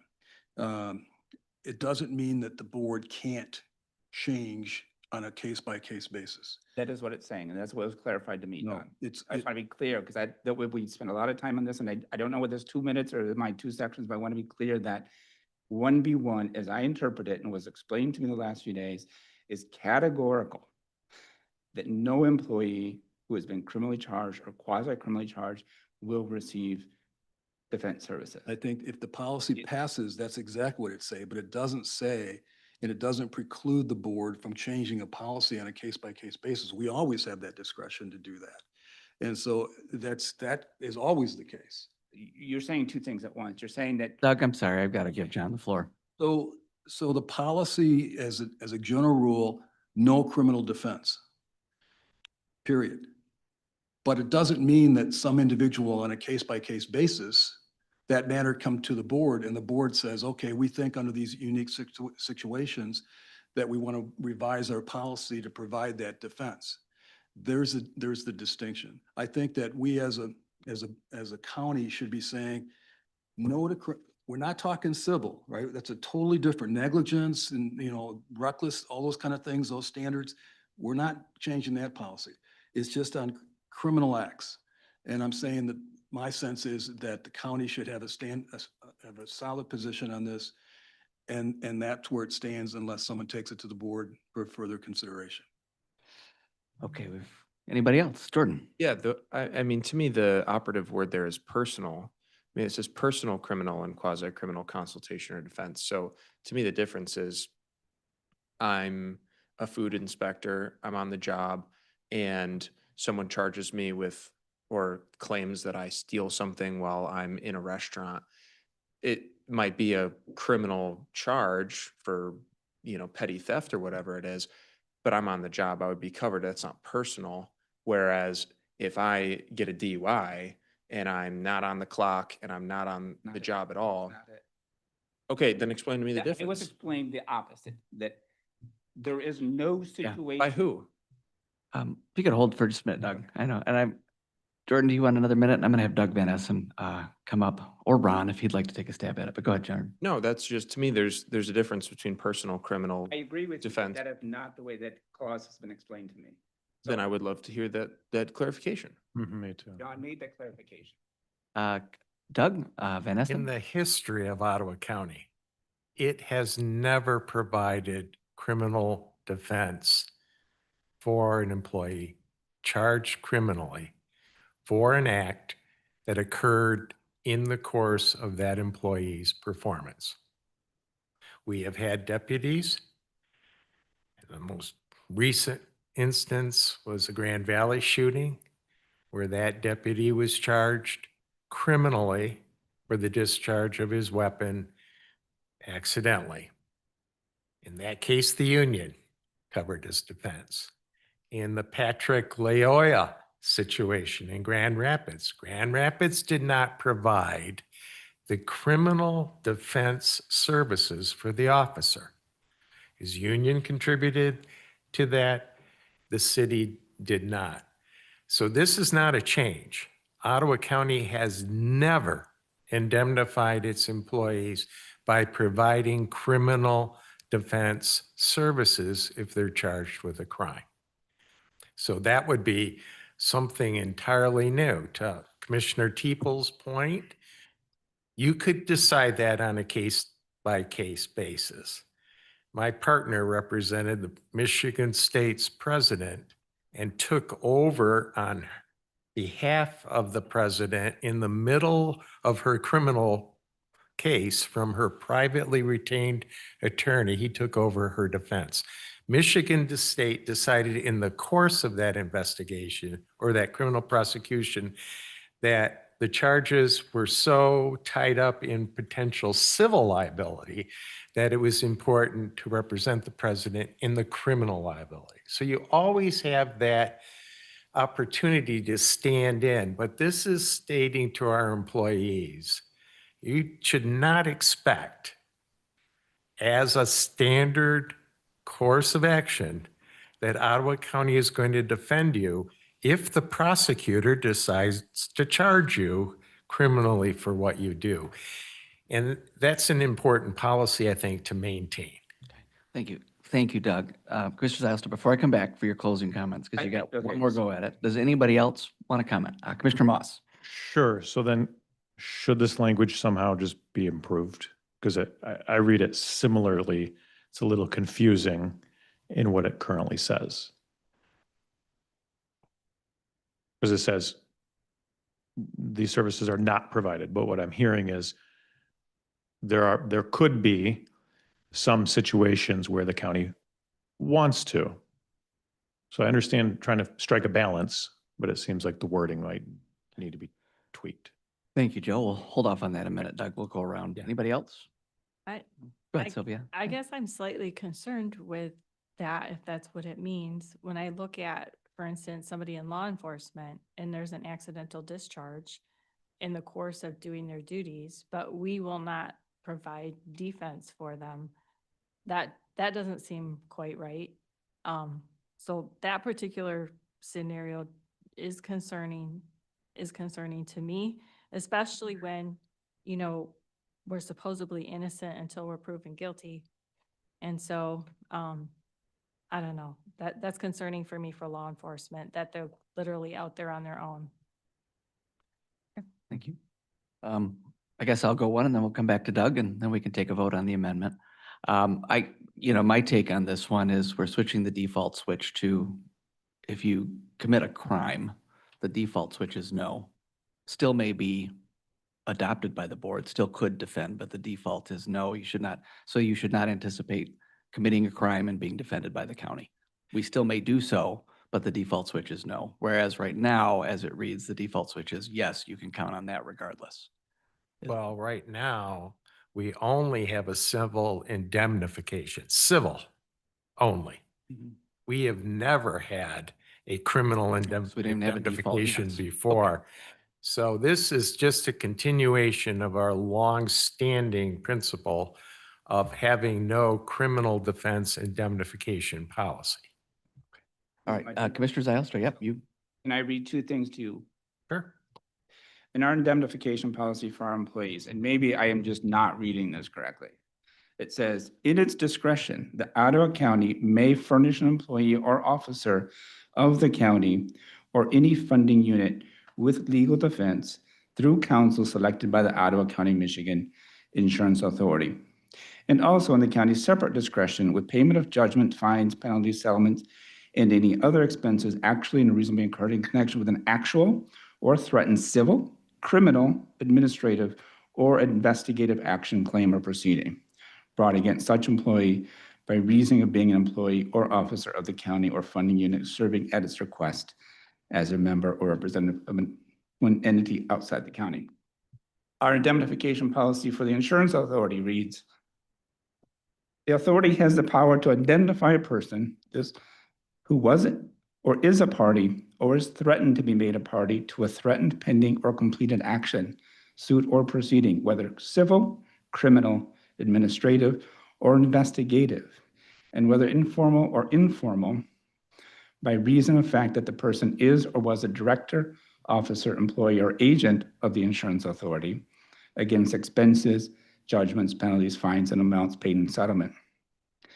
In connection with the action, suit, or proceeding, if that person acted in good faith and in manner reasonably believed by that person to be in or not opposed to the best interest of the authority, and with respect to a criminal action or proceeding, that person had no reasonable cause to believe that conduct was unlawful. For me, both of these policies are saying, if you're charged criminally and you're acting within what you believe is the scope of your duties, the county in its discretion may cover you. It's in its discretion. The authority has the power, that's the insurance authority bylaws. In our indemnification policy is in its discretion. So there was a mention made that the default is that you get coverage. I'm not saying that should be a default, you get coverage, but we as a board in this legal policy are given discretion to cover. And both these two indemnification policies extend that to criminal. And maybe I'm just not reading those correctly. Well, those criminal type actions, give you an environmental case, for an example.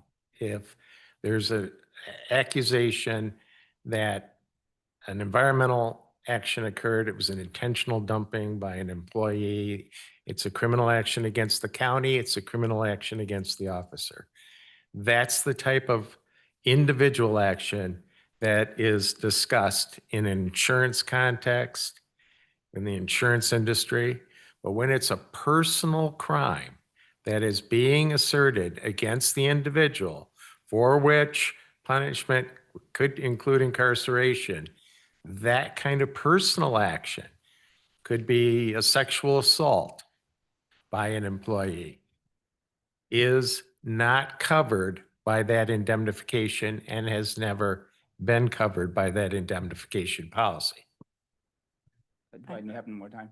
You do, yeah, you get a couple I minutes. think Go for it. Commissioner Moss was made the same point, and Mr. Vanessa made the same point. Personal is carrying a lot of weight there, right? So when I first read it, I read it the way you did, personal. But I made the clarification, asked for the clarification, and the clarification resulted in, no, we are not extending that to any circumstance. So I'm comfortable with, like, yes, if it's a sexual assault and you commit that in your home, obviously we're not covering you.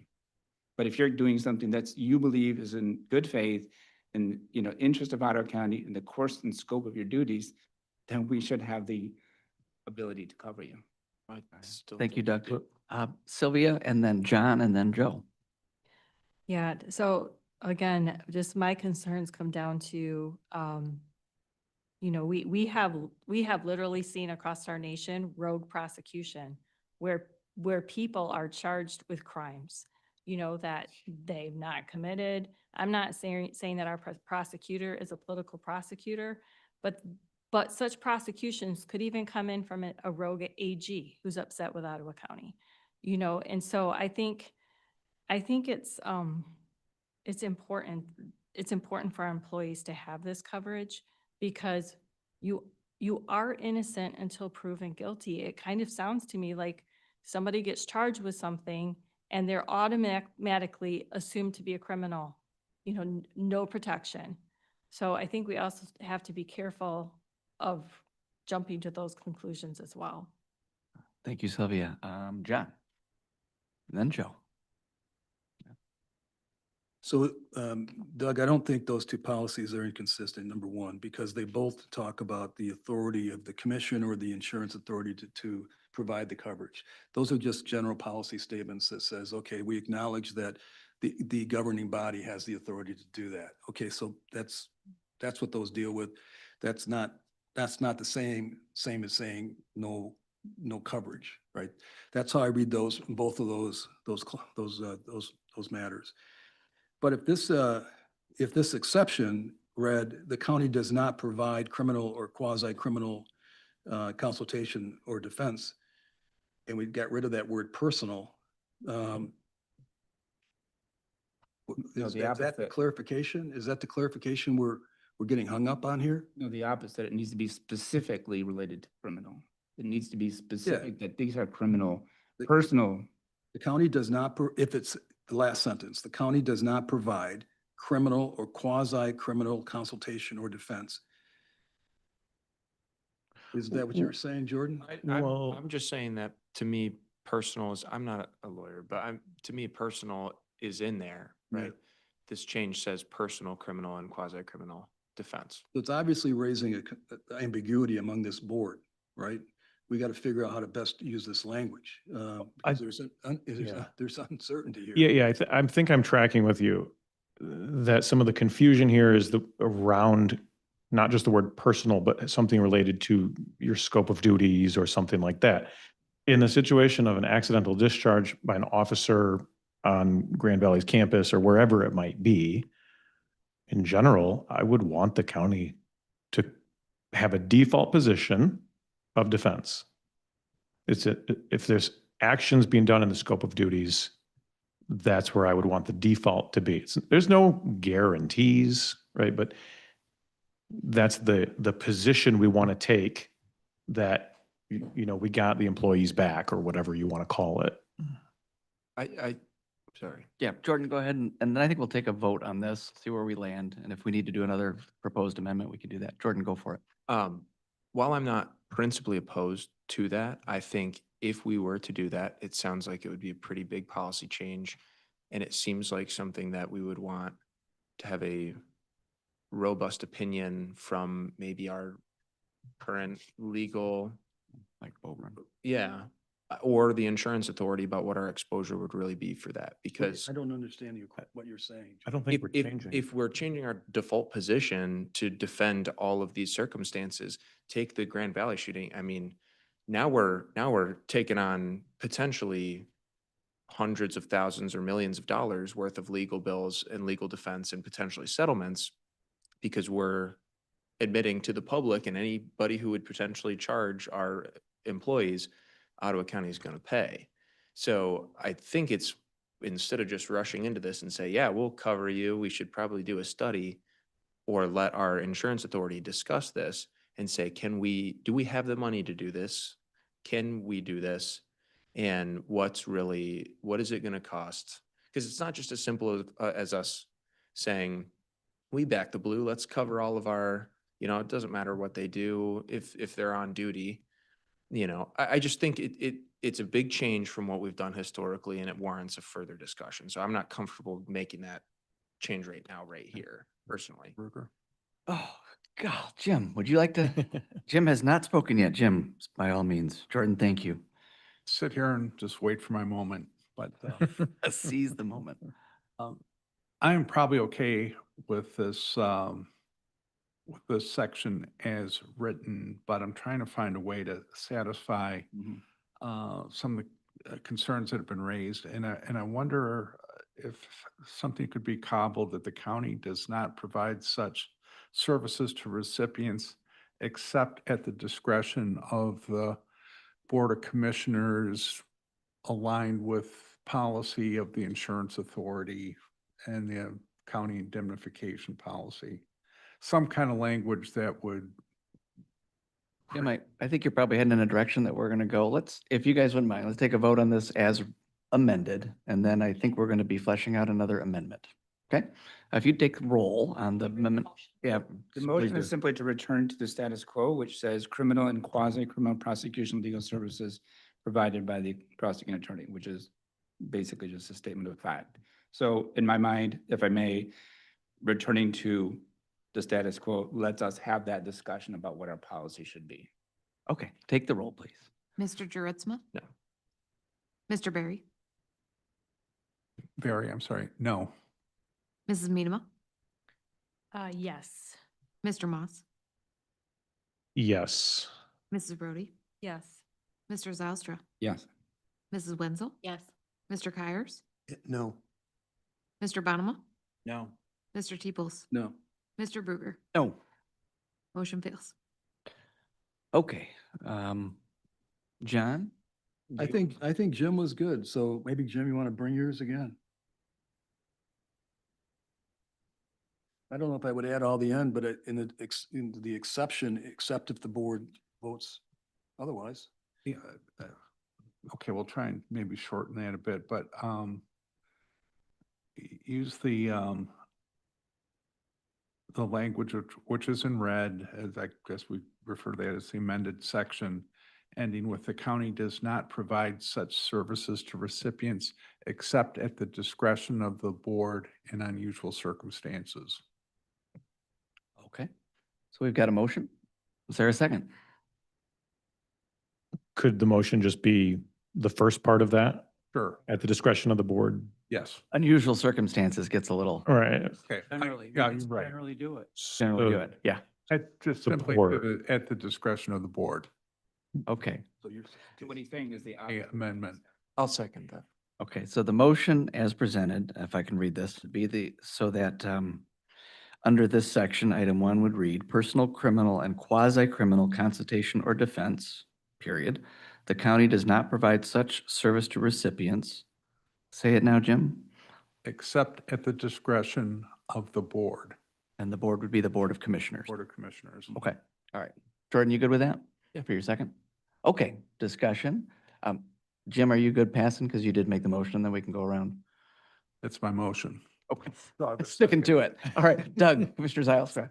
So the way I understand the motion, and I appreciate you made it, Commissioner Barry, but now you're saying that personal criminal consultation is something that the board may consider, which is kind of the opposite of what we're trying to say. That personal is not something we would do. What we would do is if the criminal charges come out of your work. Ron is squinting and Ron's an attorney.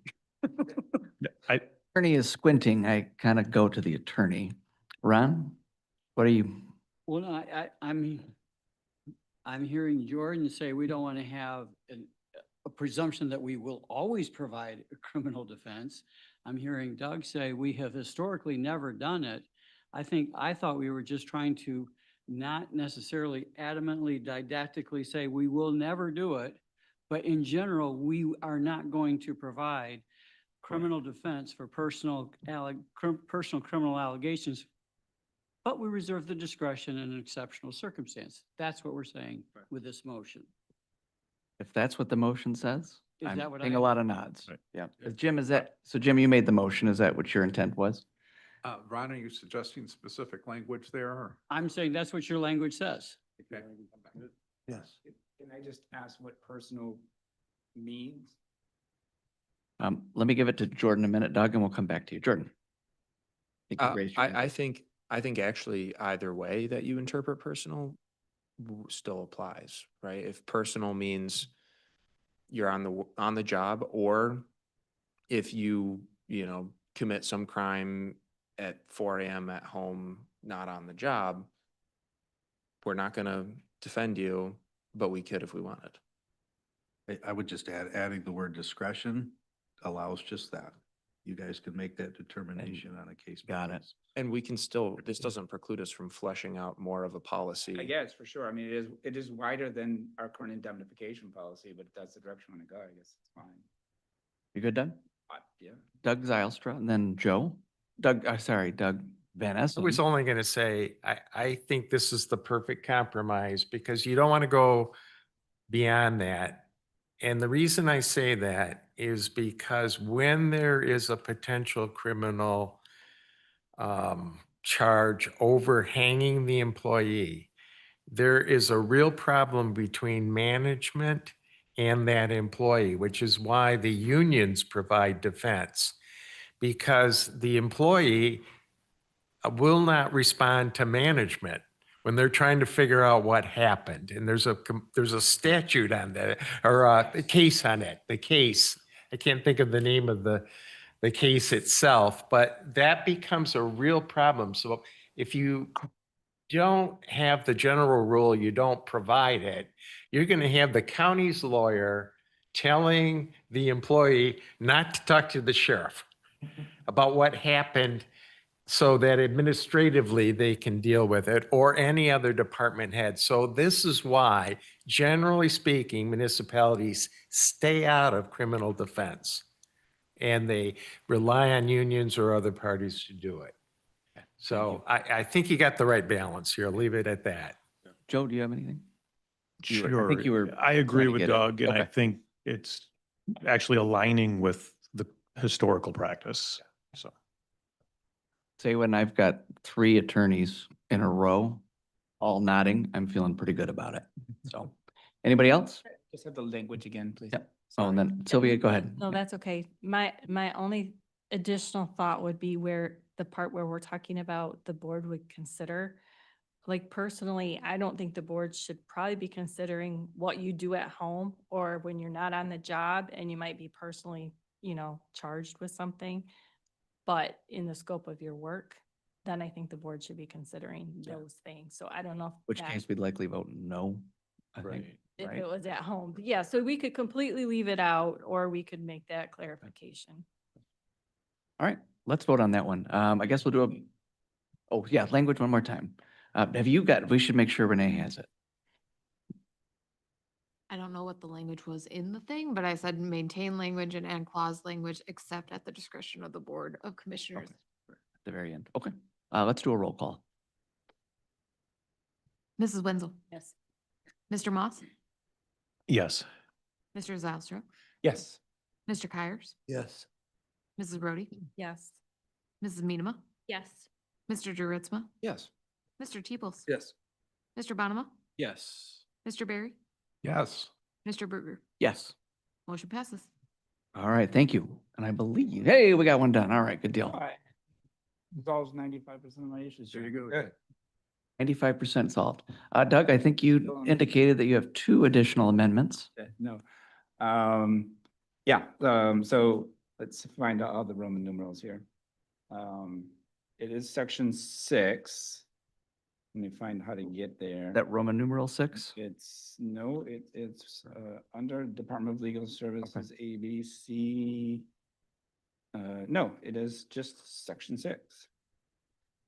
Page 4. Under Roman numeral 4. So 6. The big Roman numeral, gotta get to the front page. Oop, 1 policy, 2 is statutory reference, 3 is, so it's under procedure. Oh, still under procedure. Section 6 on page 4. So this is just for me, and then you can make, this is the no recipient may employ or retain an attorney or law firm at county expense except pursuant to this policy and upon the express prior written approval of the board and or the administrator. Okay. Right, So so, what is your proposed amendment? so the proposed amendment is just to delete and or the administrator. So we've got a motion to delete and or the administrator and supported by Medema. Doug, go for it. Sure, so in section 4, when it talks about other legal services, it basically describes the process. If a recipient believes that he or she needs legal counsel, confer with and submit a written request for legal services to the county administrator, who forwards a request to the Board of Commissioners, who shall make a decision. So that's the first process. The recipient reaches out to Patrick, Patrick reaches out to us and says this recipient would like legal services. It has a little portion at the end that says, in unusual circumstances, the administrator himself, with the approval of the board chair, may consult with outside legal counsel on county matters. So for me, section 4 does all the work. It says what folks need to do to get counsel. Reach out to Patrick, who reaches out to us.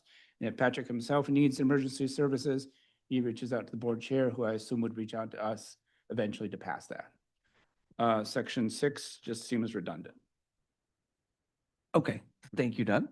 Fair enough? That's a good assessment. And I think, Patrick, do you have a Yeah, comment? I agree completely with everything. The only thing is if you remove and or the administrator from section 6, it conflicts with section 4 then.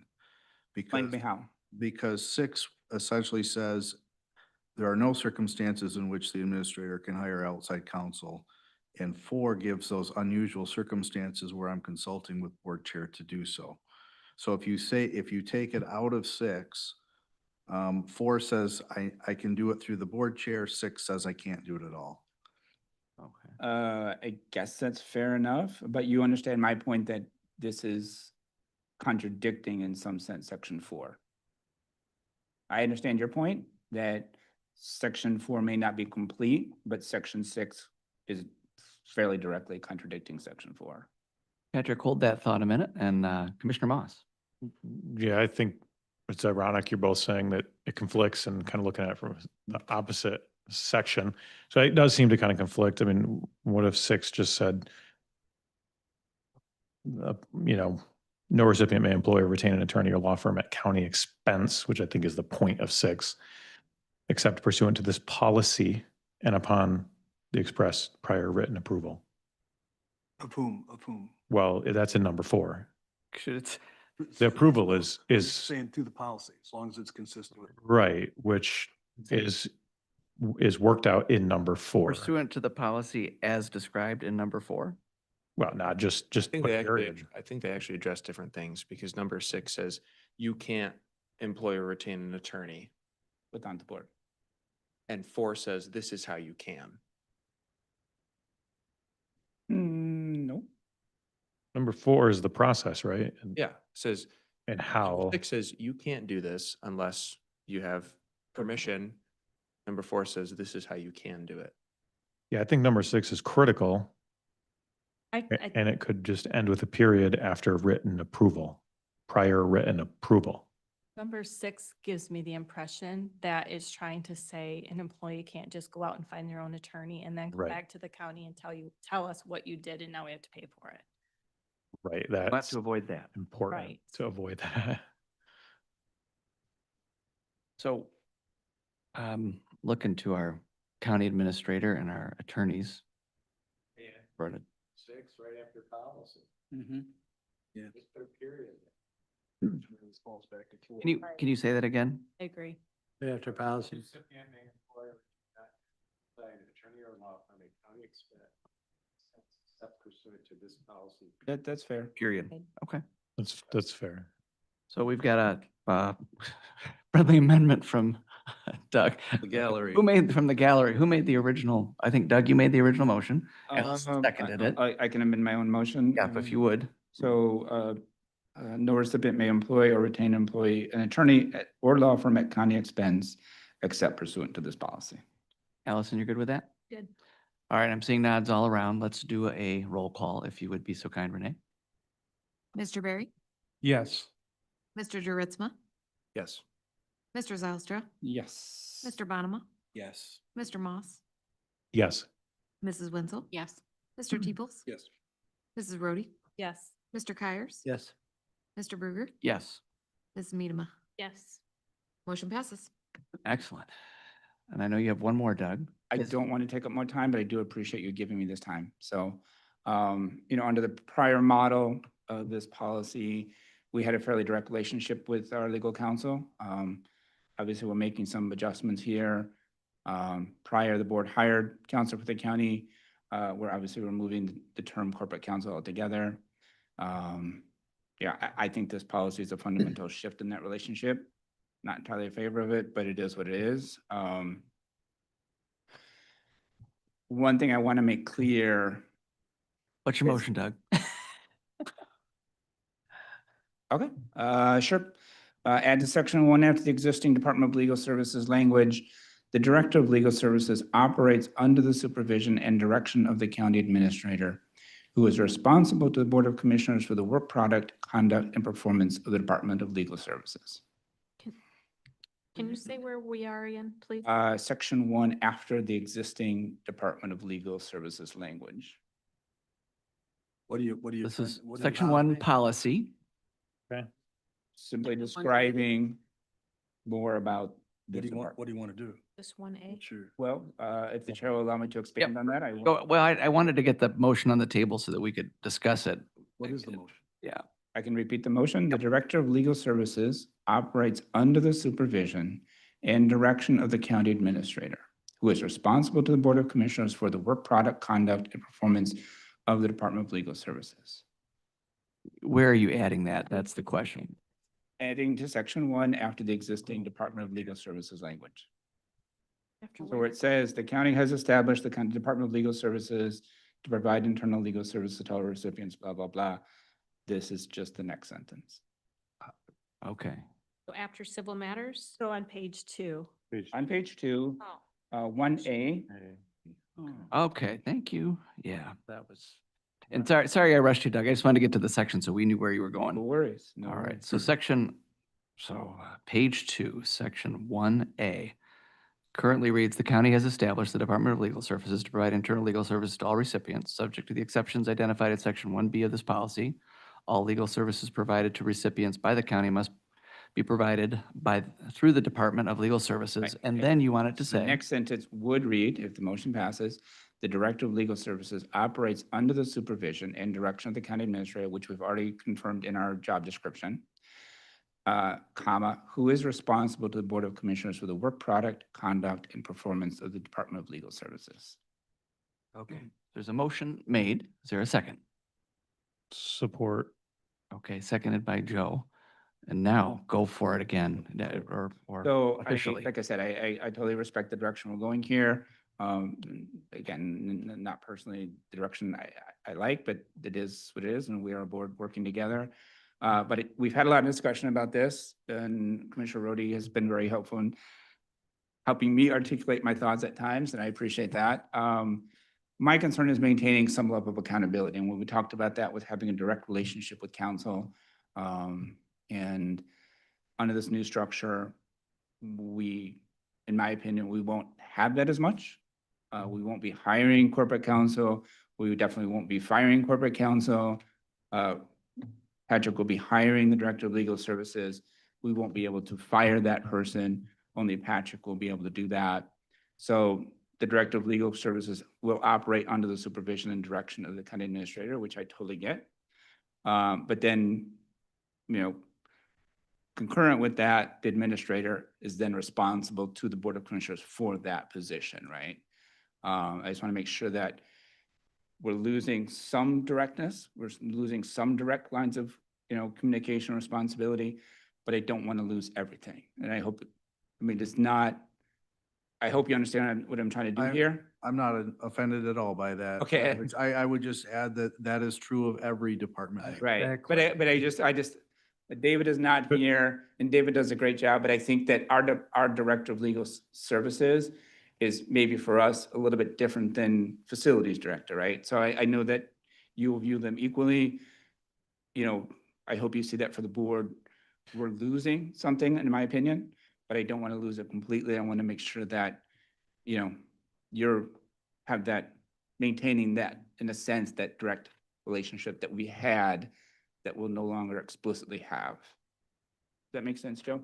Yeah, and I seconded it kind of so I Okay, could cool. add my immediate thoughts after that. Joe, go for it. Thank you, Mr. Chair. So I see it a little differently. So the motion's fine. I support it. It is, I think, just explaining what already is the case. So I'm fine supporting it. I actually see the whole scenario a little differently than Commissioner Zylstra. I kind of see what's happening as an expansion, not a contraction. We're not eliminating corporate counsel. Corporate counsel still exists. We still have corporate counsel. We are changing a relationship or expanding this, creating a new department, which will help with day-to-day coordination. I don't want to say menial, daily tasks, questions, internal questions. But we might be eliminating the words corporate counsel from a legal services policy, but it doesn't eliminate corporate counsel. The board retains corporate counsel. So I just see it a little differently than what you're saying. Thank you, Joe. Anybody else?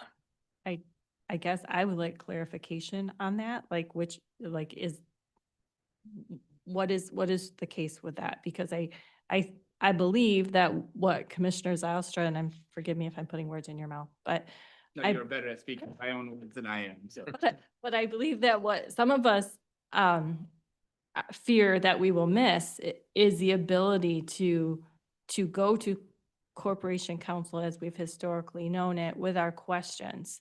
And that now there will be somebody between us and corporation counsel, and we will not have the access that we once had for assistance with legal questions related to board decisions. Okay. So I guess I would personally like that clarification too. Is this making that change, or where are we at on that? Patrick, do you want to? Yeah, I'll take a stab at it. And I know there's different viewpoints on this. I think the intent is this position is going to be a resource for all of you, an easy first point of contact call if you've got a question. We specifically added language under Section 4 that says that the board retains the authority to appoint outside counsel to serve the county independent of the administrative structure of the Department of Legal Services. So you retain that right, whatever you want to call that right is reserved to do that. But we want this to be a person that is of value to you and to provide that instant access to legal information without, no offense, Ron, but not necessarily running the ticker when you call them. And so we want to hire somebody that has the skill sets and the interpersonal skills to fill that you feel comfortable with.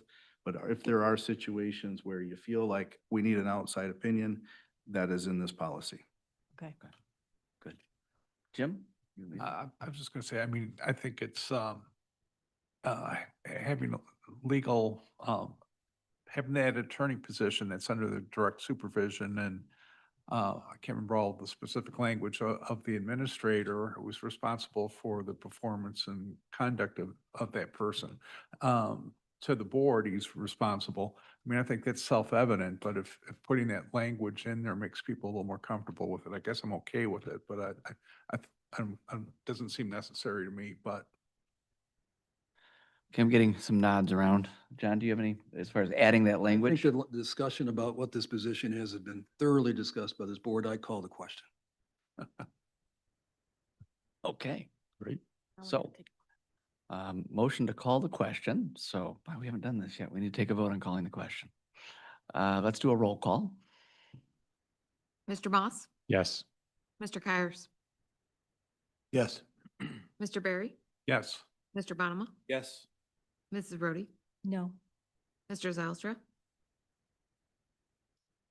Mrs. Wenzel, No. Mrs. Medema, Yes. Mr. Juritzma, Yes. Mr. Teeples, Yes. Mr. Bruger. Yes. Motion passes. All right, so we'll do a roll call vote on the amendment. Again, Reread it. If you wish me to read it, I can read it, but if you have it, then it's fine. If you want to go, Okay. I have Doug Zylstra move to amend section 1, Department of Legal Services. A, the county has established the Department of Legal Services to provide internal. But by adding the following language, the Director of Legal Services operates under the supervision under the county administrator, and the administrator responds to the Board of Commissioners. Who is responsible to the Board of Commissioners? all right, there we go. Let's take a roll call. Mrs. Brody, Yes. Mr. Teeples, Yes. Mr. Zylstra, Yes. Mr. Bonema, Yes. Mrs. Wetzel, Yes. Mrs. Medema, Yes. Mr. Moss, Yes. Mr. Juritzma, Yes.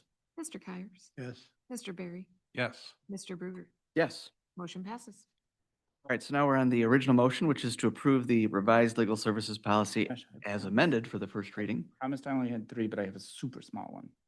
Just this should be Board of Commissioners, not Planning and Policy. I only know that because I went to try to find Planning and Policy on November 26, 2024, and there was a Board of Commissioners there. So this is a motion to amend the, Where are we looking? Where is it? It's on the first page at the bottom. He's got the reference points is what he's looking at. Planning and Policy Committee, that is actually the Board of Commissioners approval. Not a big deal, but for somebody in the near future who wants to go find it, they will not find a Planning and Policy Committee on November 26th. Oh, okay, so it's more of a clerical thing, but let's just, I would say this, I wouldn't make it a motion. It's a Yeah. clerical thing that the administrator can fix when you look it up to see Got if it. that's accurate and make sure the reference is correct. that works for me. That works for me too. All right, everybody? Okay, let's do a roll call vote we do a voice vote on this. on the original motion now. It is a voice vote. Actually, we can do a voice vote. Let's do it. All those in favor say aye. Aye. Those opposed? Motion carries. Woo, okay. Sorry. Tuition reimbursement policy, first reading. A voice vote. Suggested motion is to approve the revised tuition reimbursement policy for a first reading. So moved. Support. Moved by Joritzma, second by Moss. Any discussion? Nope. All those in favor say aye. Aye. Those opposed? Motion carries. All right, committee reports. Anything, Patrick? No, sir. Public comment, second call to the audience. If anyone would like to speak, don't all come at once. There's a race. There you go.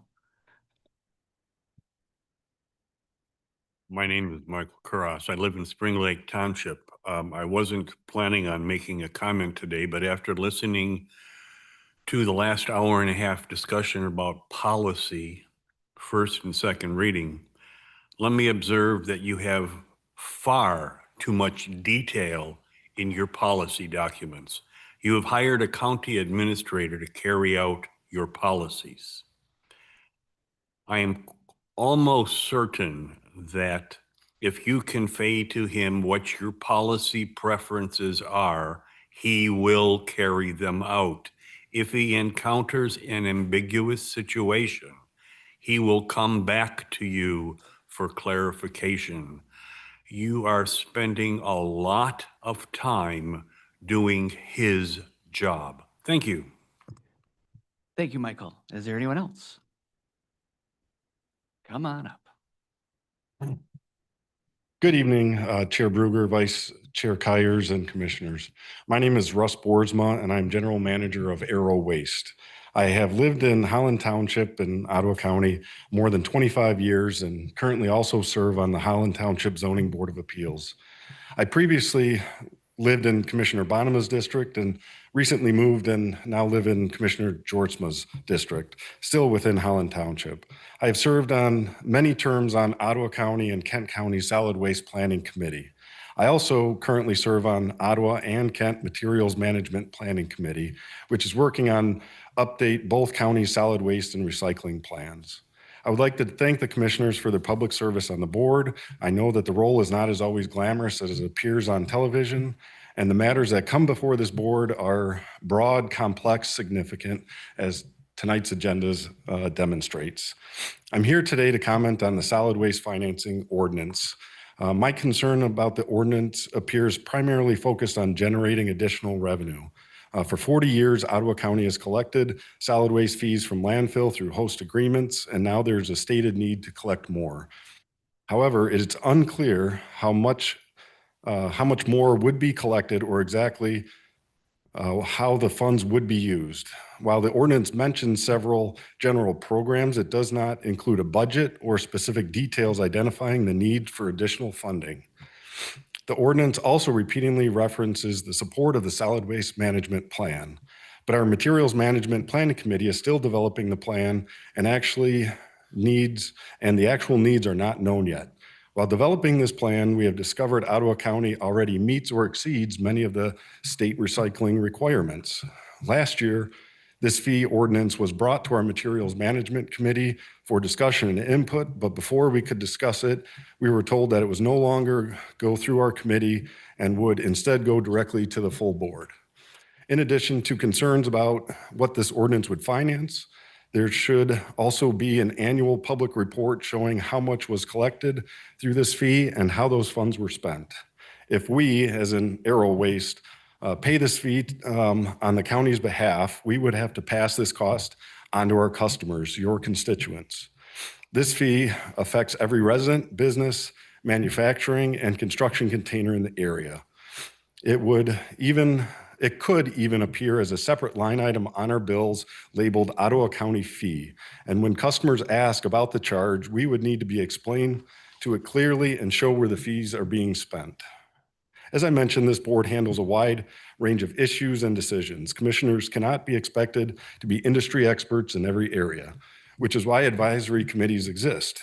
In my view, this financing ordinance should be developed alongside the Materials Management Plan and referred back to the Materials Management Committee, which includes industry professionals, local municipal leaders, nonprofits, and environmental groups. It should also Thank you, Mr. Boersma. Yeah, be supported by a clear budget. thank you very much. All right, is there anybody else?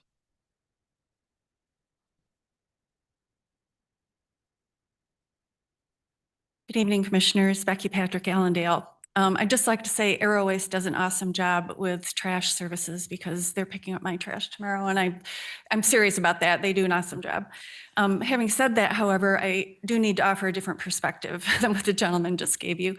I think most of you know that I am the former regional director for what was the Michigan Department of Environmental Quality. I covered the west half of the Lower Peninsula in that role. And so I do have some knowledge about environmental regulations.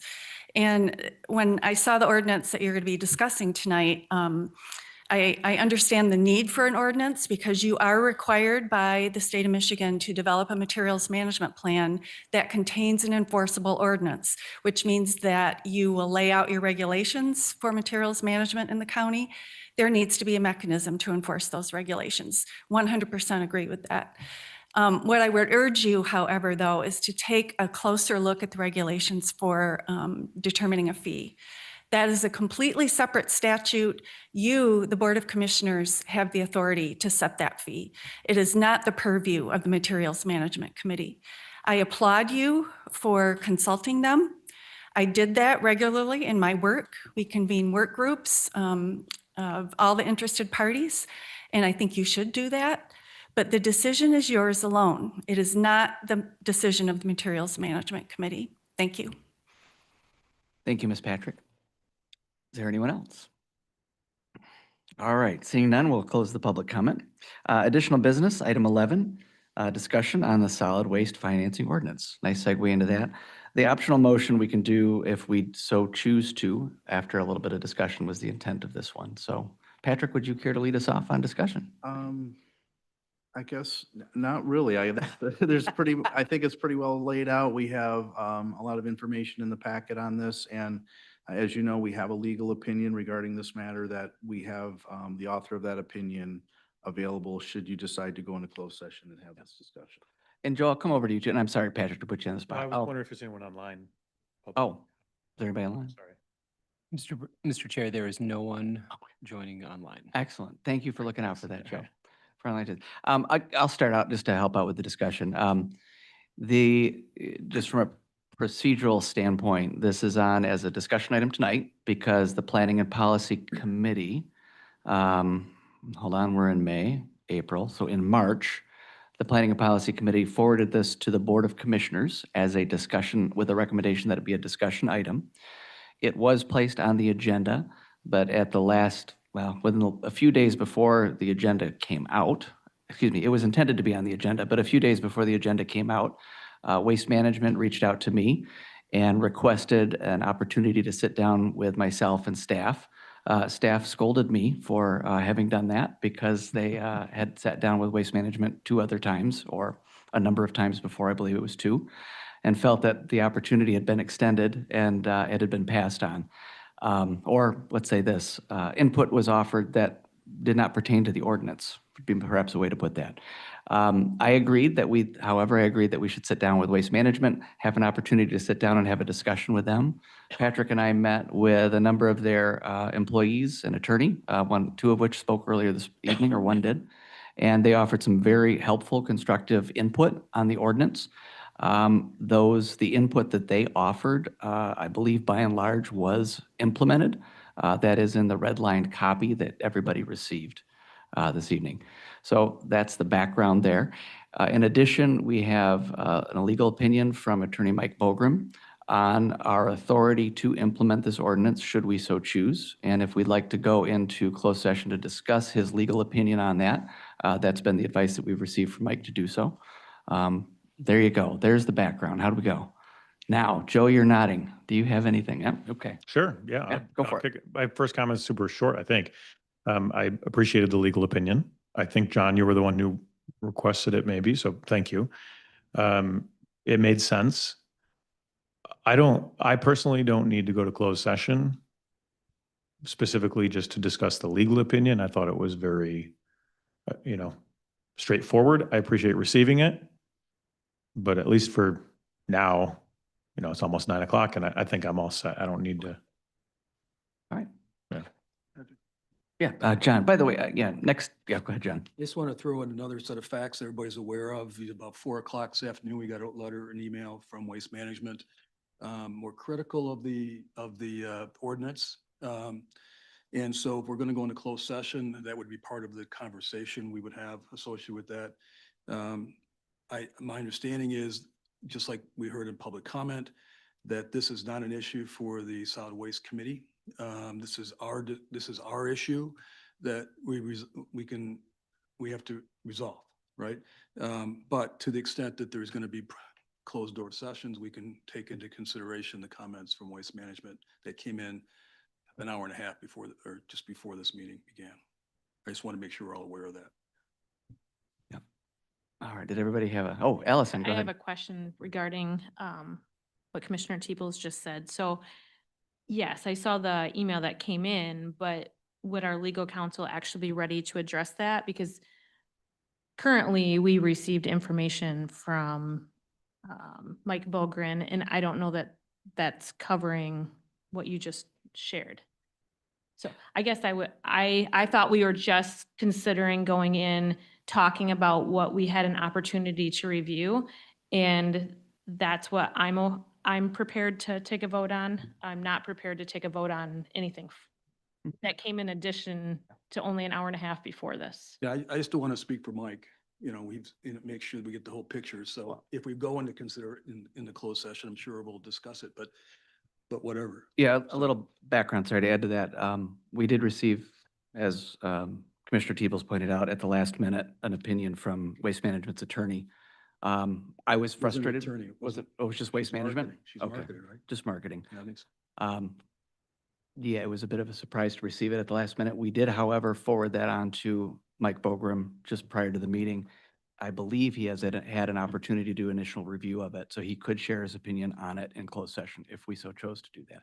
Ron? Just to clarify, our closed session would be limited to a discussion of the written opinion from the attorney, but I'm confident that the correspondence we received just before the meeting would be incorporated into that discussion with regard to Mike explaining his opinion. Thank you. Our closed session is limited to a discussion of the written opinion, but I know that pertains to what we just received. Okay. Thank you for the clarification there. Commissioner Moss? Yeah. The discussion item, we just go around. and Yeah, circle. and I actually would appreciate some just general discussion. I guess I would disagree on suddenly including a letter we received. There's a lot of content in this letter. I skimmed it. I haven't read it in detail. So I wouldn't want to parse through the letter in closed session. I don't think that would be great. But I think we have an opportunity tonight to just have some discussion, maybe hear where people are at. I mean, this issue is, I think, pretty clear. And if people have questions, now would be a good time to voice them. Yeah, let's just go around the horn and give everybody the opportunity to say whatever they want or pass. Start with Commissioner Zylstra. Go for it. I Then. guess I just have a basic question to ask of folks who are more been working with this issue. What's to prevent us from voting on the ordinance? Nothing. Nothing. Nothing. But it's not presented as Well, an it's action item. right. It's a discussion item tonight, but I mean, there's nothing that prevents the board from considering it either at this meeting or the next meeting. My understanding is that the administration is very confident in the ordinance, correct? Yes. And that, even with the letter from Waste Management, you're still as confident as you are in the ordinance as you were before. Honestly, I have not reviewed, I was not copied on that letter, so I did not see it. Okay. So that's why it was sent to Attorney Bogren, but regardless, I am very confident of the ordinance Okay. and the work that's been put into it, collaborating with both Okay. landfill owners. I mean, Doug, there's a couple things that were mentioned in the letter that probably should go around one more time, like including definitions. when you say go around more time, what does that mean? I don't know, go through legal or go through Bogren or Oh, whatever. so you don't think that we're ready to vote on this ordinance? Well, no, I mean, I think it's up for discussion tonight. It's not up for a vote. No, but I mean, But you could we think it's legally- is what you're saying. So Doug, from a parliamentary procedure perspective, yes, from a discussion item, a motion to approve this could come out if we so chose to do so. Right. Yep. Anybody else have any comments or questions? Allison, go for it. Yeah, I guess I'm disappointed that at our last meeting, we had asked for a work session on this and that I didn't see that take place. So I was surprised to see, I guess, it talking about just going into closed session. I think there's a lot of issues to work through. I'm not comfortable where this current ordinance is. And I guess some things to just note is that both Patrick and Doug Van Essen stated that they had surpassed the Materials Management Planning Committee because the trash haulers on the committee would be opposed to the changes. I personally had been concerned by the explanation that the committee was bypassed because stakeholders might oppose the ordinance. I think public bodies and advisory committees exist precisely so concerns can be heard and evaluated before decisions are made. And I don't think disagreement's a reason to avoid review. In fact, it's a reason to have review. Obviously, tonight we were just being presented with a motion to consider entering closed session to discuss a legal opinion. But if you're asking for other thoughts, if you went onto the county's website and you pulled up their bylaws for materials management, it talks about how the statement of purpose is to provide recommendations and guidance to the materials management planning coordinator, who is an Ottawa County Environmental Public Health Supervisor, who works for the Ottawa County Department of Public Health. And that shall serve as the designated planning agency hereinafter referred to as the DPA pursuant to the act. We haven't, as a board, even had that individual come and present to us. She is the one, I believe that's Kim Walters. Kim Walters is the person that is charged by the board to the committee to come and present to us. The other thing that the purpose behind this materials management committee is to provide information through the DPA to our board, which is designated as the county approval agency. Just other, and I'm bringing this up because I please hear me out. Like, I believe that we have skipped some really important steps in the process. And so that's why I'm bringing up some of these things. The function of the Materials Management Planning Committee is to review and approve the DPA work program. It's to provide guidance and recommendations for all issues identified in Part 115 of the Act to the DPA. It's to actually shape the philosophy and long and short-term goals and objectives. And then it's to provide the final level approval of the MMP before it's presented for CAA approval. The other thing that had been stated at our last meeting, was the reason why I didn't go there again is because they had concerns about a couple of the members turning it down.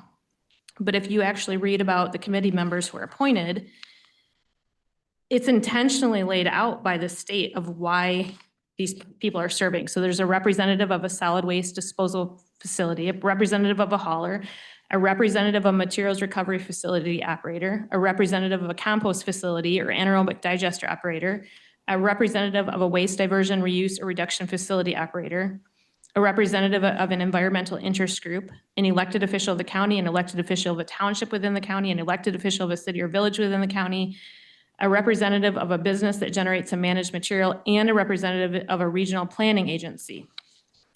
And I'm just going to share that the work is supposed to go through these members, and it states that the MMPC is intentionally composed of representatives from various sectors within the materials management system, including the members that I just stated, as required by Part 115 of the Act. This diverse composition inherently means members may have professional interests related to materials management. This natural alignment with the represented sector does not itself constitute a disqualifying conflict of interest, but rather provides necessary expertise and perspective to the committee's work. And I just think that's really important to note because we have not had an opportunity to bring this ordinance through the proper steps.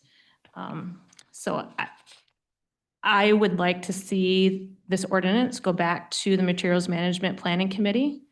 I would then like to see Kim Walters come and present to the board the findings from that committee, as is tasked to them. So thanks. I know that was long, but I thought it was important. Thank you, Commissioner Meadum. Doug, I may come to you in just a moment, or John, did you want to speak before Doug Van Essen? Or Go ahead. Doug, go ahead. So in December of 2022, the Solid Waste Management Planning Committee approved this fee as a proposed amendment to the Solid Waste Management Plan. So at that time, it went through the sieve of that committee when it had a broader scope than it has today. What happened then is we had a turnover in the Board of Commissioners. There was a different approach to try to negotiate changes to the contracts. The legislature then, as Ms. Patrick indicated, changed the scope of that committee to only focus on materials management plans, recycling, to try to give more impetus to getting creative waste diversion and recycling plans in the state of Michigan. It then passed statutory language, as Ms. Patrick has indicated, that gave to the Board of Commissioners the responsibility for putting financing tools in place that would then fund whatever recommendations come out of the Materials Management Planning Commission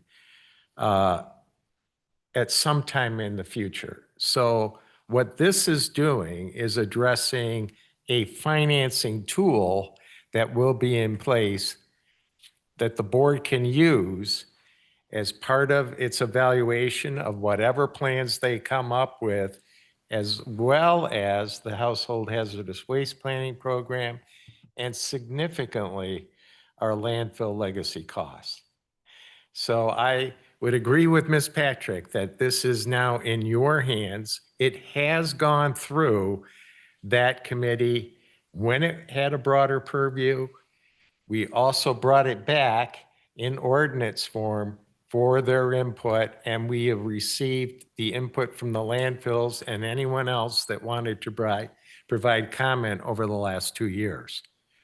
So I do feel like the proper process has been followed, and this has taken 4 years. Kent County started the process after we did and has now implemented a similar ordinance in Kent County much faster than we have. So this has been going on for literally since 2022. With all due respect, Kent County is much different than Ottawa's. Thank you, Doug. Thank you, Allison. John, go ahead. Okay, so set the record straight. We did not ask for a work session. The board never took a vote on that. It was, you asked for it. And the administrator said, if you submit questions, he'd address them. I don't know, did you get any questions? Submit it. Nobody asked a simple question to the administrator since the last time we talked about this issue. Secondly, what you cited, Commissioner Miedema, about the purpose of the Materials Management Committee having the diversification of all these stakeholders, absolutely true, because they are needed to develop a statewide county or a countywide plan for the protection of the community. That's all great, and that they're doing their job. That's how they're supposed to do their job, and we applaud them because they are the experts. All of them are. But as we've heard twice tonight, including from Doug just a second ago, the fee is up to us. Once the plan has been worked on, and this has been discussed, I sat in a committee meeting last summer on this issue where this was discussed, that the idea that it would come about. I know that the administration and Commissioner Bruger and maybe some others had met with the host landfill owners over the last couple of months, talking about this issue. They've given their input. We've seen their comments. This is not like it's coming out of nowhere. It's time to make a decision. And we're talking about £2,000. I mean, maybe in my house, right, that may cost me 30 cents a year. And we're going to have a plan for the whole county that protects our solid waste. This is not a tax, as I've heard. This is something that's prudent that needs to be done for the county. People have been involved in it. People are aware of it. There's nothing in here that people don't know about. It's time for us to make a decision and get this thing passed. Patrick, I think you had a draft motion to approve this. I'd like to put that on the table. Could you read that for me?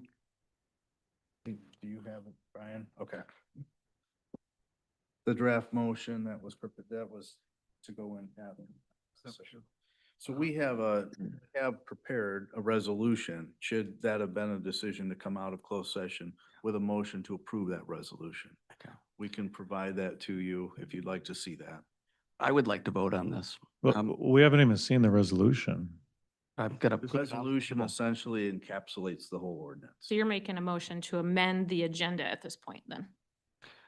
Not actually amending the agenda. You can, parliamentary procedure, you can do a motion out of a discussion item. It's not adding anything to the agenda. Ron? Considering a new resolution, isn't that a new item? Right. That is a new item. I mean, I have other comments though. Yeah, you bet.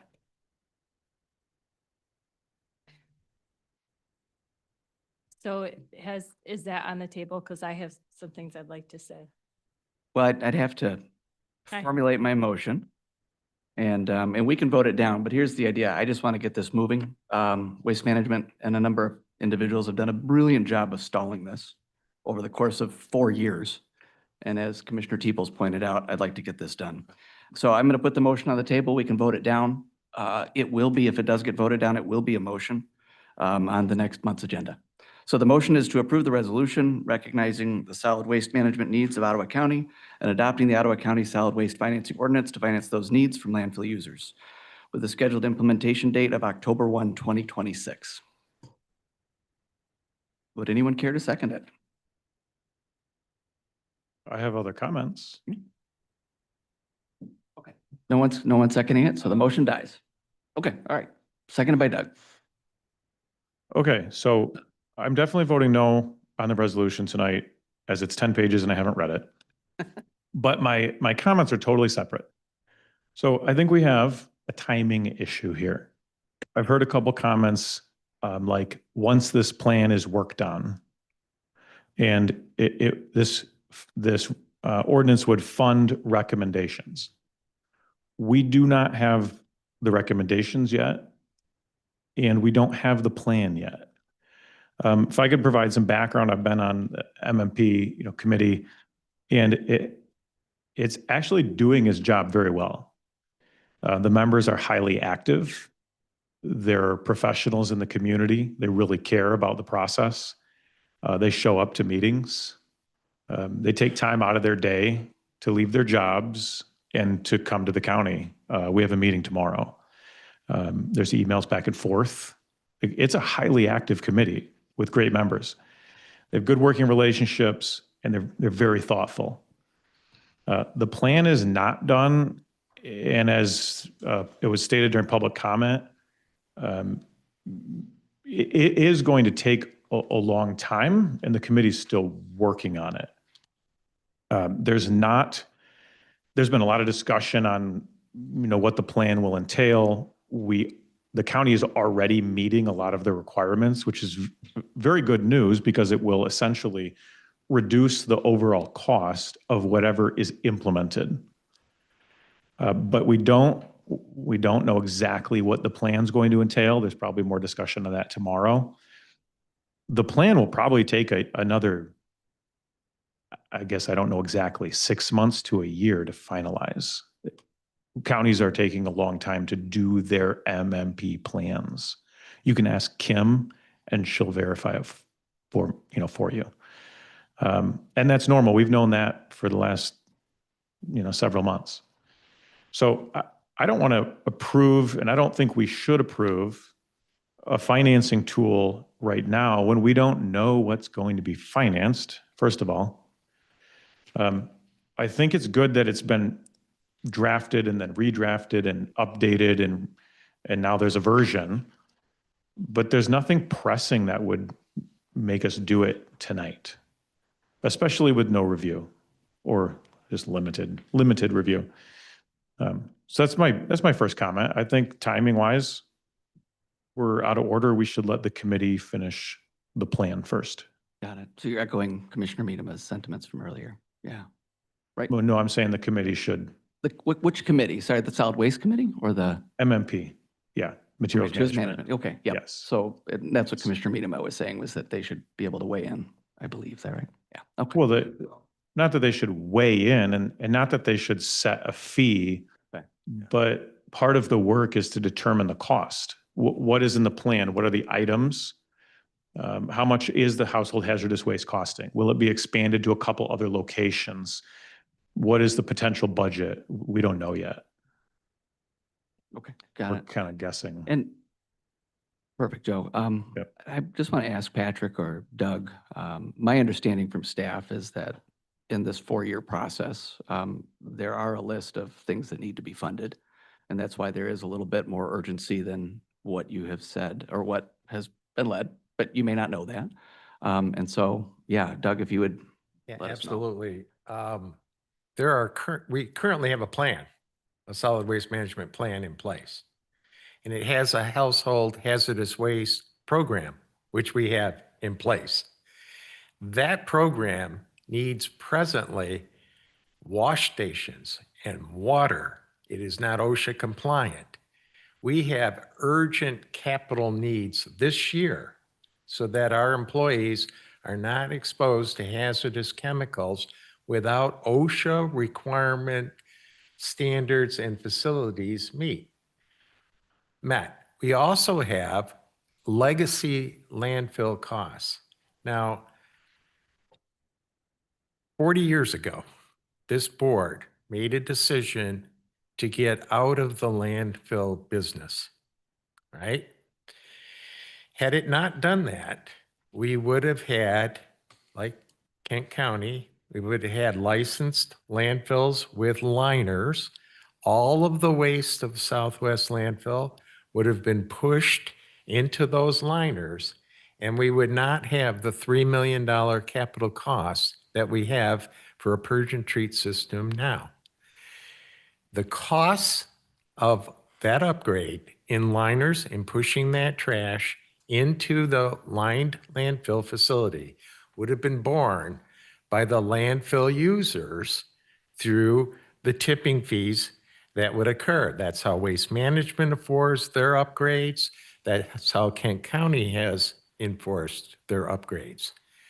In addition, 40 years ago, Ottawa County accepted the transfer of Waste Management's industrial waste at the Jacobisi landfill that they had into our landfill. So the primary contaminants that are now leaching into the groundwater are from Waste Management's industrial chemicals that were moved into that unlined facility for $1 million back 40 years ago, which seemed to be a reasonable fee. We also expected that we would have the tools necessary to impose on the community, the solid waste community that uses landfills, if there were excessive costs associated with the long-term cleanup of that facility. We are facing a $3 million capital need right now that we are proposing be met by the community that has cost those fees rather than the general fund and the taxpayers of Ottawa County. That's really the issue here. Are these present needs going to be borne by the community, the waste community that has generated those costs in the county, or by the taxpayers of Ottawa County? That's the issue that you're really facing tonight. I will say one other thing. No, it's A Superfund was, this site was a Superfund. It is a Superfund site. We could have imposed all of these costs on the businesses of Ottawa County. We might still be able to do that, to cover those costs. It would have entailed a lot of pain on businesses, hiring lawyers to allocate what percentages of the costs forever are going to be borne by the waste that's in there. We have decided not to do it that way, but to impose those costs long-term on the waste community ongoing. And that's what's presented now in this ordinance. Eventually, when that plan adds recycling costs, you're going to have to true up what those costs are, whether the landfill has decreased its demand, whether we've solved the capital costs of the household hazardous waste, and what additional burden will be imposed by whatever the committee comes up with. And that's what this ordinance allows. You periodically true up what your need is with your costs and impose that on the waste community. Doug, what percentage of waste coming in comes from Ottawa County and comes from outside of Ottawa County as far as this tipping fee goes? 70% of the waste that is deposited, according to state figures presented by Republic and Waste Management to the state, is coming from other communities outside of Ottawa County. This fee is imposing on those users of those landfills the fee to generate and secure the long-term costs that that waste flow coming into Ottawa County has entailed on our community. Thank you, Doug. John? So thank you, Doug. Ever since I got on this commission, I've been adamantly opposed to amending agendas at board meetings. I look at this resolution, frankly, as an oral amendment of the agenda. And as a matter of principle, I just can't support it. I like the discussion. I think that the issue is important, but how we're at it at this stage, I just can't support that. So I would make a motion to table this totally. Should I not do that? Hold it back? So you guys want to talk? I would, But A few more comments. I didn't say that. So keep talking. The discussion's great. I would support the motion, but I have some really helpful Yeah, let's information. talk. Let's keep talking. Then Okay, Doug, thank you. and then over to Joe. Yeah. Sure. So thank you for. Mr. Vanessa, just a quick question. How severable is the user fee from the ordinance? I mean, could we look at them and, are they bound together or? It could be zero. Well, you mean the actual assessment of the fee, Right. the dollar per ton? Right, I mean, do we have to pass the ordinance to pass the user fee? Are they together? Well, you could pass the ordinance and set the fee at a later time, But could we do the opposite? which is what? Set a fee and then pass an ordinance? You wouldn't do it opposite. That's my question. Could we do it? Well, when you adopt a user fee, yet you need some enforcement mechanism or people aren't going to collect it. You have no way of enforcing. It's a legislative action that requires an ordinance. Otherwise, you have no mechanism for enforcement of it. So resolutions can apply to us internally and are binding, but if you're going to put a user fee on the public, you got to do it through an ordinance, which is a legislative act. So. Anything else? Yeah. Okay, Joe, go for it. Yeah, I was really glad to have this on the agenda for discussion because there's some really good stuff in here and I've really enjoyed working on this. I think it was last year, maybe I sat down with Doug and I can't remember who else. I mean, but we went through, maybe it was a year and a half ago now, but this has had a lot of attention. I agree with what Commissioner Teeple said. So let me add a little bit more information for the board. I believe there is additional cost that we have to figure out how it's handled. Now, I don't know how much is actually household hazardous waste because that's actually already in the budget. We already do that now. But there's potential capital costs for pumps needed for one of the landfill sites. There's a lot of detail there we haven't talked about, which is actually really interesting. I don't know the status on that. I think that should probably come to the board or maybe just be information we receive perhaps. But there's costs for that. Right now, they've kind of been repairing them as they go. And there's a very large discussion on whether you can continue to repair them and defer cost. And with one of the goals being perhaps at some point we can get out from under the burden of those costs. We've been treating the water, the groundwater in some of these sites for, I don't know how many years, probably 30 years or something like that. Very long time. At least from my understanding, there is a potential that eventually, maybe, looking at Doug, maybe those costs could be removed. If we are not forced by Eagle or by whoever to continue treating the water. Maybe we can turn off the pumps. That would be great. But I believe the actual capital cost is in some of that equipment. That's a much larger discussion. Perhaps that could just go into CIP. We heard from, David that they're reviewing the entire CIP plan, or they're going to be. My recommendation to the board would be have that be one of the main priorities. Because at the end, what Doug said is, Van Essen, just to be clear, not Commissioner Zylstra, it is important to know who bears the cost. So the cost is either going to come out of some either CIP funds or something like that we have as part of our ongoing budget, or we're going to increase revenues into the county, increase taxes or fees or whatever they're called. So I'd rather just see if the county could look at other options. Can we incorporate this into CIP? Would it take 12 months or 16 months or 18 months? I don't know. But it might be a way that we can avoid additional costs on our businesses. I have a couple thoughts if I could share. Sylvia, go for it. Okay. So I have not been as, intricately involved in this, but looking at it from the outside, I am always reminded by Thomas Sowell's comments that there are no perfect solutions, there's only trade-offs.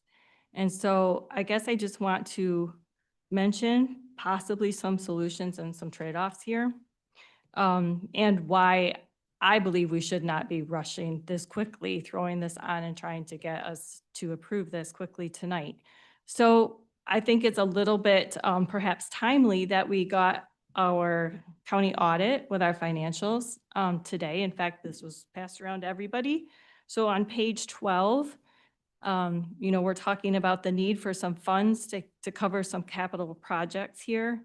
At the top of the page under government funds, it says of the $121 million combined governmental fund balances as of the end of the current fiscal year, and then dropping down, it talks about that we have $95 million or 78% of that amount which is considered a spendable fund balance, of which $46 million has been committed by the board for specific purposes.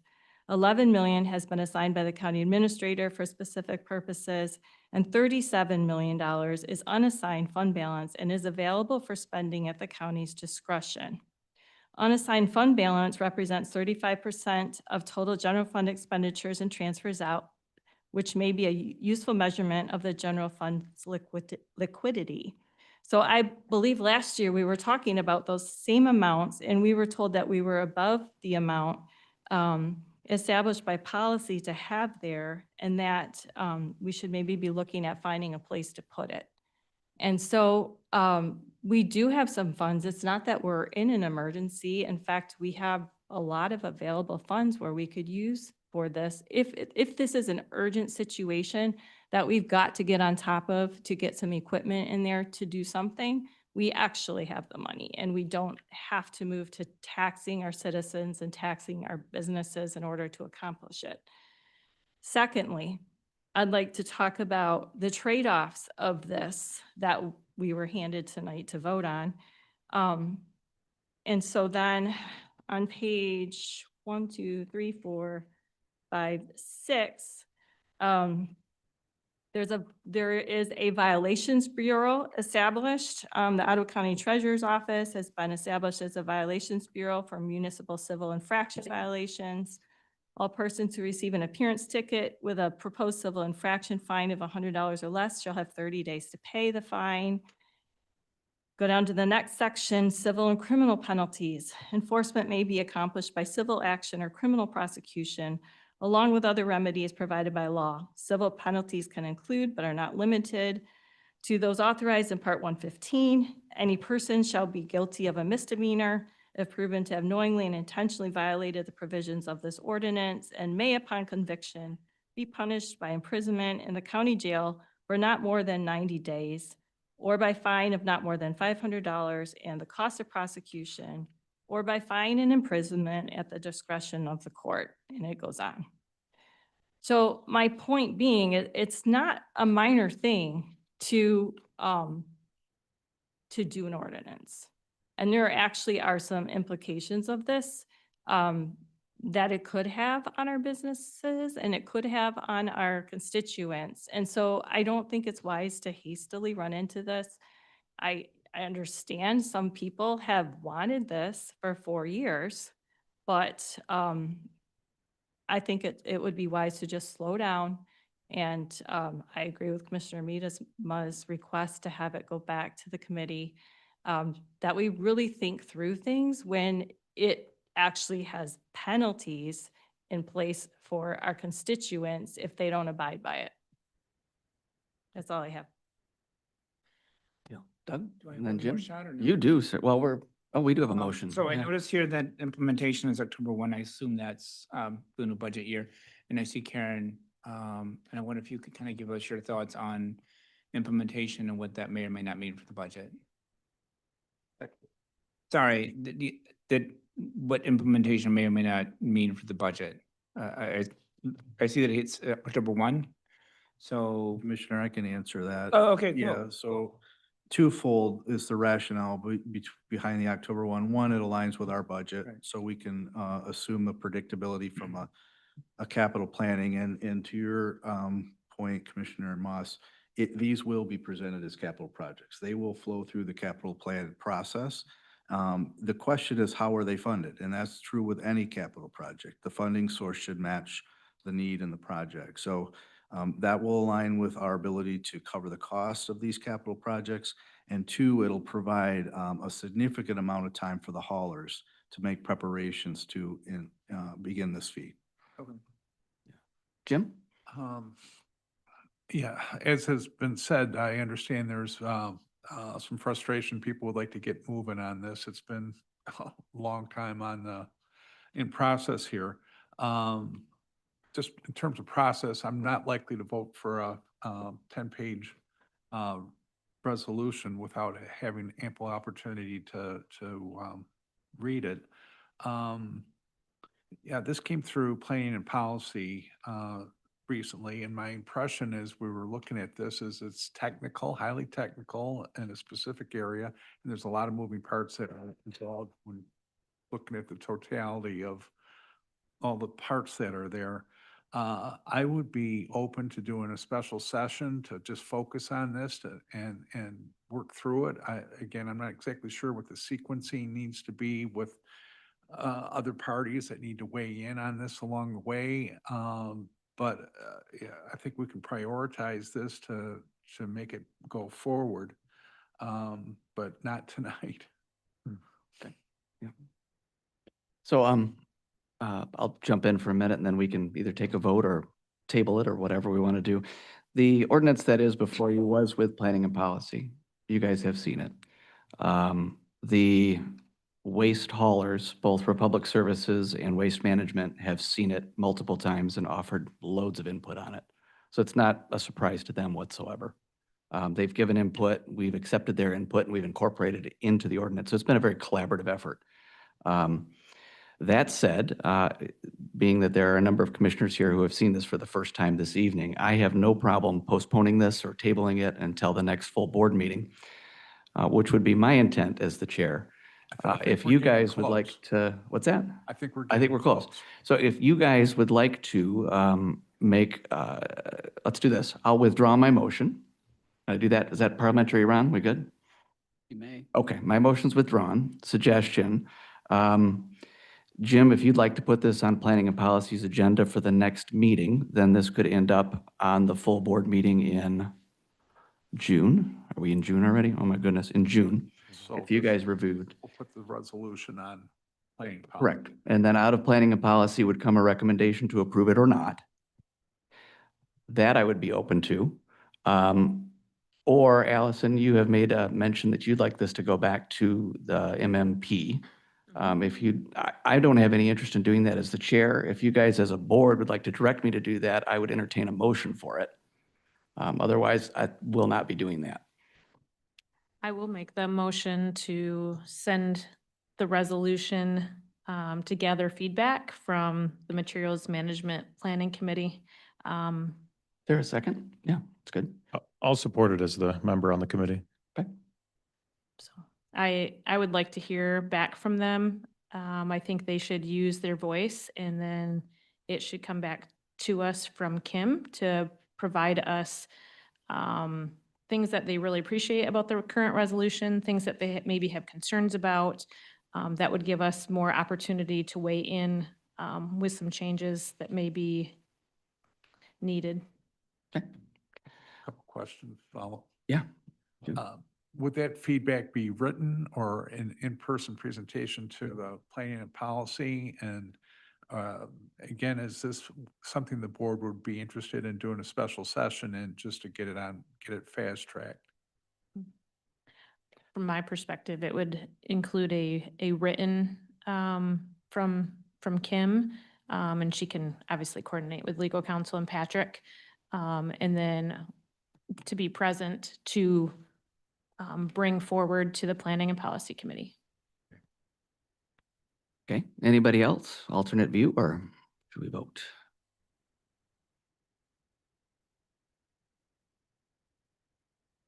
That will be this coming month, correct? Correct. Allison? Well, materials management meets tomorrow. I think that's fairly soon to all of a sudden put this to change their agenda. So I don't know when you meet next after tomorrow. They're monthly. So it would be a month away that it would go to materials management. I think they could at least have a conversation about it tomorrow. But then next month that they would look at it, they would provide some recommendations. So then it would come back to us probably in July. I mean, we'll have a good idea of where the plan is, or a better idea of where the plan is. Didn't you say the plan could take up to a year, 18 months? Yeah, but part of it's the approval. So there is a lot of prep that has to be done, and we're not done with that yet. There's going to probably need to be several more meetings for the actual plan, and then it goes to the state, is my understanding. I'm having a hard time, for me, reconciling that with a $3 million bill that we've got to deal with. I'll be voting no on the motion.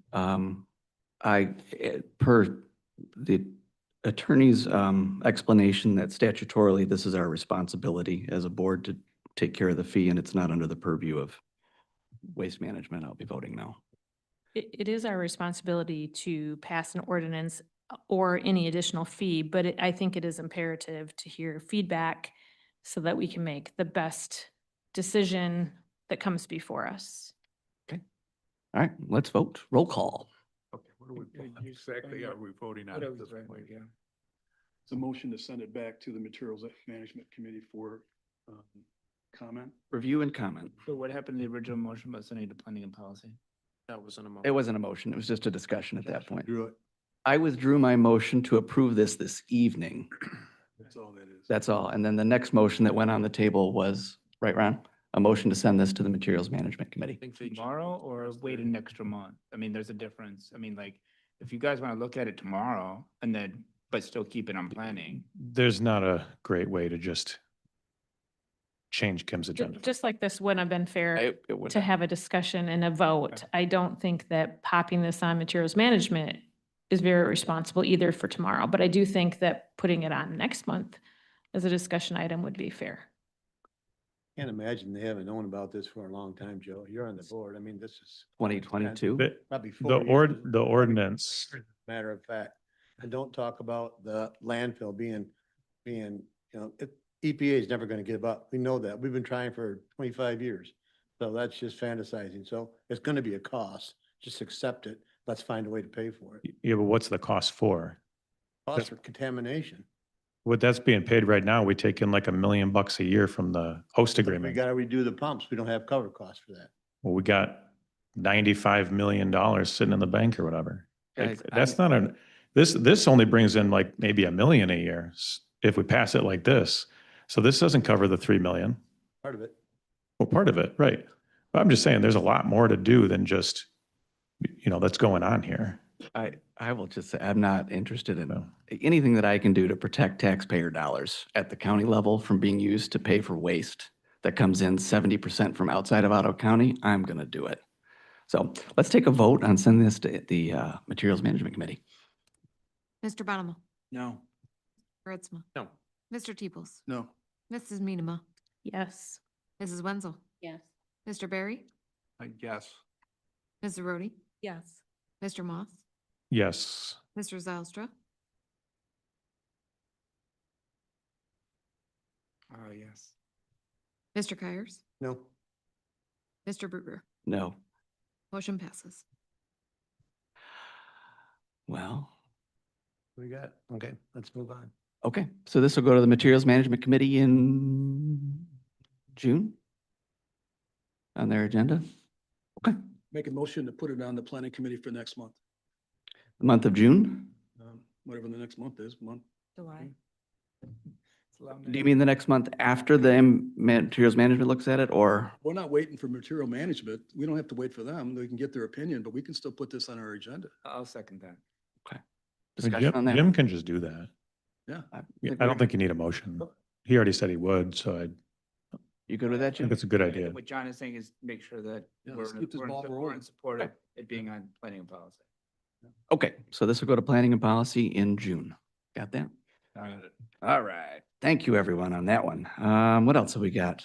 Ooh, report from county administrator. I'll be brief. Officers' compensation wrapped up their proceedings yesterday. The recommendations that were voted on by the committee will likely be coming before this board for action next month. Once again, I'd like to acknowledge and thank Brian and Regina and Doug for helping facilitate those meetings, which were very well done, and preparing all the comparable data. I'd also like to thank the members of the committee for their service. Just a reminder that on June 1, we're going to be holding a 9:30 a.m. board work session at Pigeon Creek Lodge to review the proposed strategic plan. The meeting will be open to the public, and then per request, it will be recorded and streamed for public viewing. Once adopted, the plan will serve as a guiding roadmap for staff and the board over the next 3 years. Our Veteran Services Department was recently notified that Hope Network will be changing their transportation scheduling structure, which unfortunately will negatively impact the Ottawa County Veteran Services Transportation Initiative. Specifically, Hope Network indicated that their new schedule will be Monday through Friday from 5 a.m. to 9 a.m. and 2 p.m. to 6 p.m., which effectively eliminates transportation for midnight trips. This will negatively affect a large percentage of our veterans using this service for medical appointments.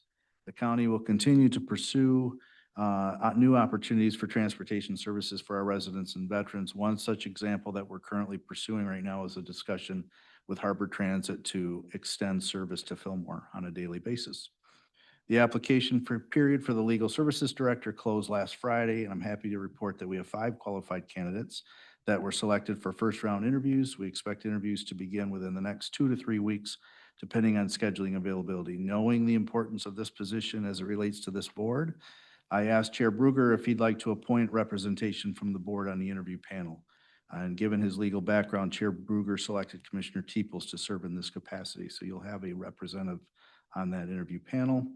And finally, Brian and I will be away at our MAC Administrative Officers Conference for the remainder of this week. So if you need to get a hold of us, call us or email us.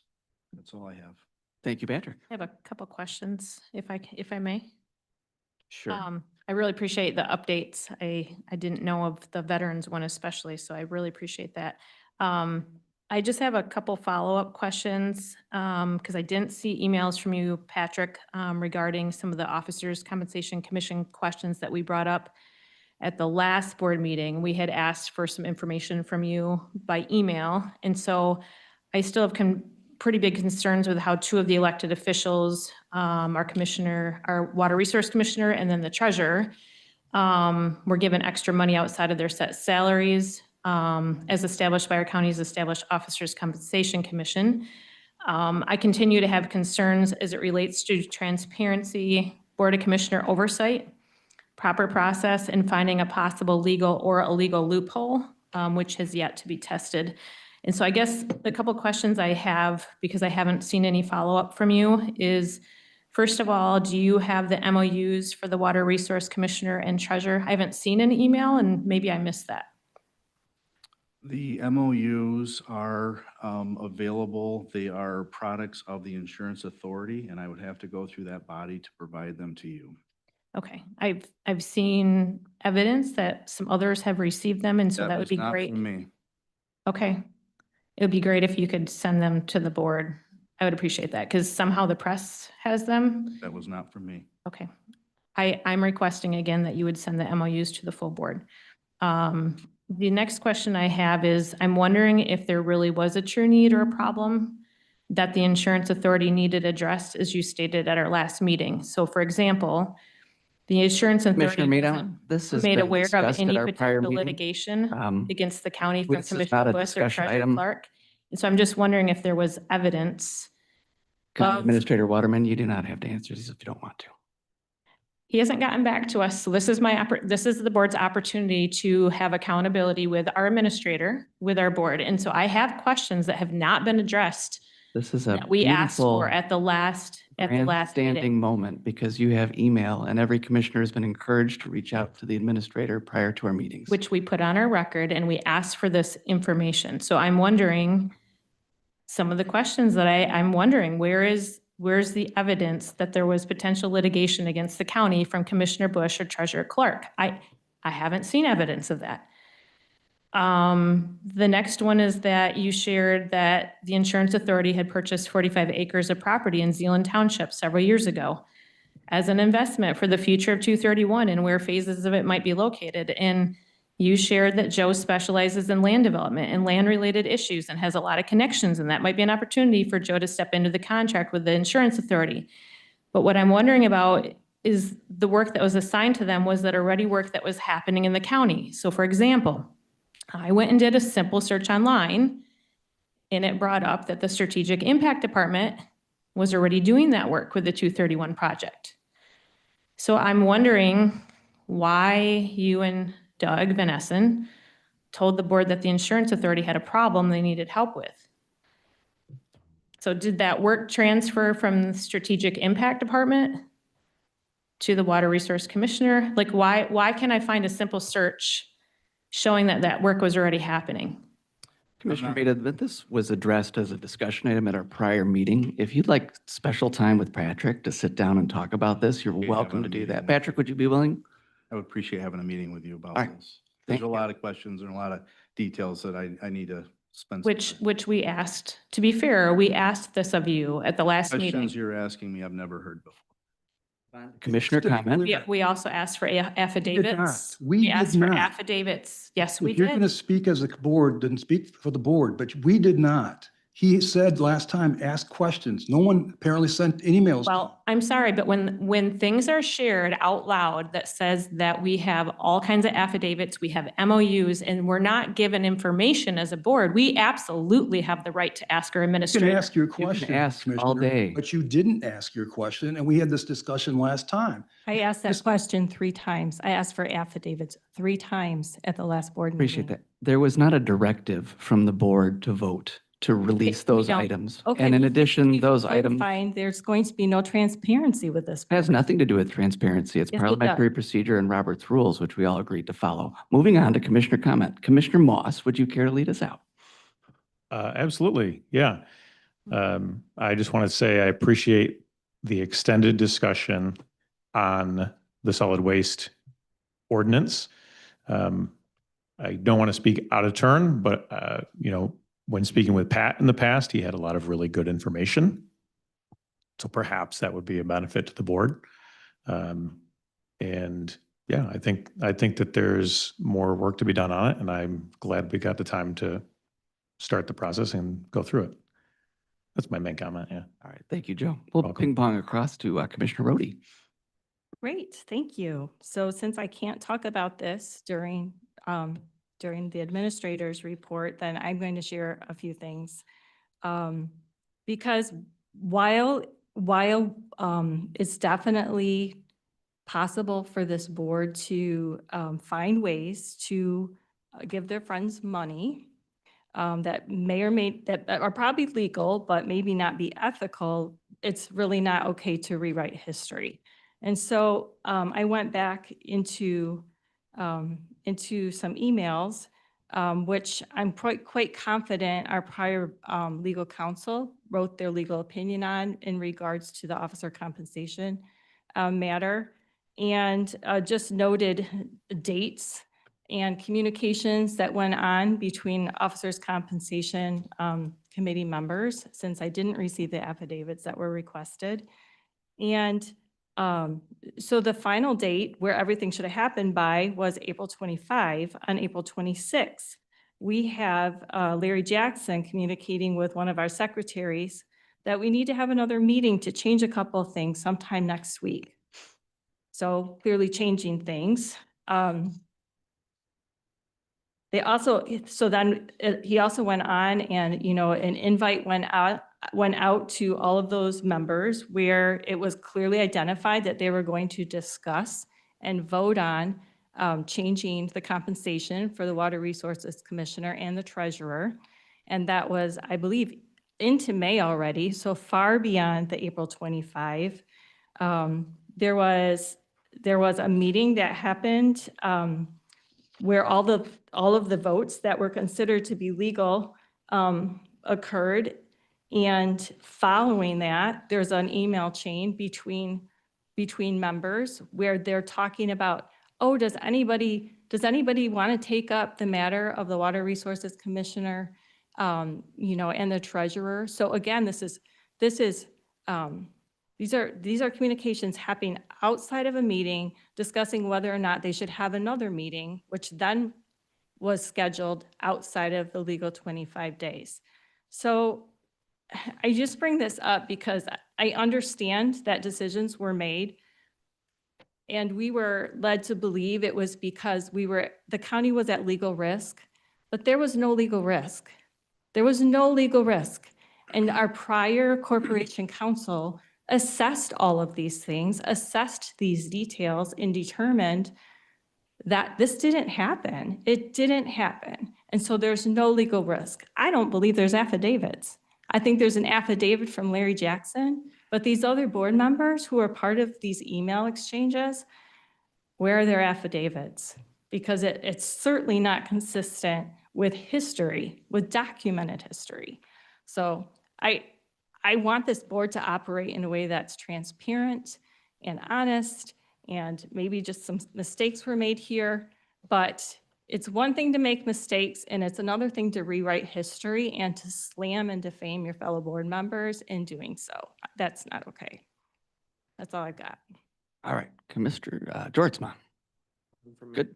Commissioner Wenzel. I just wanted to, I didn't have a chance to thank David from Facilities when he was up here, but I just wanted to thank him. The quote that it says a custodian's work may go unnoticed, but the impact is felt by everyone. I just want them to know how much I appreciate all of their work and what they do to keep this all up and running and beautiful. And I think they deserve more credit than they get. Thank you, Commissioner. Commissioner Minema. All right, I'm going to read into, with my commissioner comments, some of the things that I started sharing. So I continue to have very big concerns with how two of our elected officials were given extra money outside of their set salaries from 2024 as set by the county's established Officers Compensation Commission. I have concerns as it relates to transparency, Board of Commissioner oversight, proper process, and finding a possible legal or illegal loophole which is yet to be tested. My questions are, I am still looking for the MOUs for the Water Resource Commissioner and the Treasurer. I haven't seen an email yet sent to the board. They are public, correct? I haven't seen them. Sorry, Patrick, we gotta let Allison speak. Was there really a true need or problem that the insurance authority needed addressed? As was stated at our last Board of Commissioner meeting, example, the insurance authority wasn't made aware of any potential litigation against the county from Commissioner Bush or Treasurer Clark. I haven't seen any evidence. Does the insurance authority follow any established policy? Patrick shared that the insurance authority had purchased 45 acres of property in Zealand Township several years ago as an investment for the future of 231 and where phases of it might be located. He went on to share that Water Resource Commissioner Bush specializes in land development and land-related issues and has a lot of connections, and that might be an opportunity for him to step into the contract with the insurance authority. Was the work that was assigned to them already work that was happening in the county? By doing a simple search online, it brought up that the Strategic Impact Department had been doing this work with the 231 project. So my question is why then did our administrator and Doug Van Essen tell the board that the insurance authority had a problem they needed help with? Did this work instead transfer from the Strategic Impact Department to the Water Resource Commissioner? Are we paying both Commissioner Bush to do this work and another department? Has this caused unnecessary challenges and confusion with MDOT and other partners? And then the last is we asked to see affidavits mentioned during the last discussion, and I haven't seen them yet. And the reason why we asked for them is because it was stated that they existed. To this date, I have not seen evidence that there was any legal agreement to give a second bump in salary to the Water Resource Commissioner or Treasurer.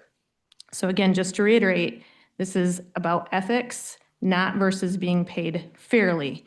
And so as Commissioner Rohde stated already, I want to make sure that our board is committed to honesty, transparency, and that we're following proper steps. So these things I continue to have very big concerns about. Thank you, Commissioner. Commissioner Barry. In a change of tone, I would like to take this opportunity to publicly wish my wife a happy anniversary tonight. Ooh, well played, sir. By the way, it's been your anniversary. Liza is usually an enthusiastic supporter of my civic responsibilities, but tonight is going to cost me a very expensive dinner in the very near future. Thank you. Thank you, Jim. Commissioner Bonema. I love that. I told my wife if she ever leaves me, I'm going with her. We're lucky to be paired so well. No, I think, you know, as commissioners, we listen to a lot of public comment. And tonight there was a comment that was particularly on point to me.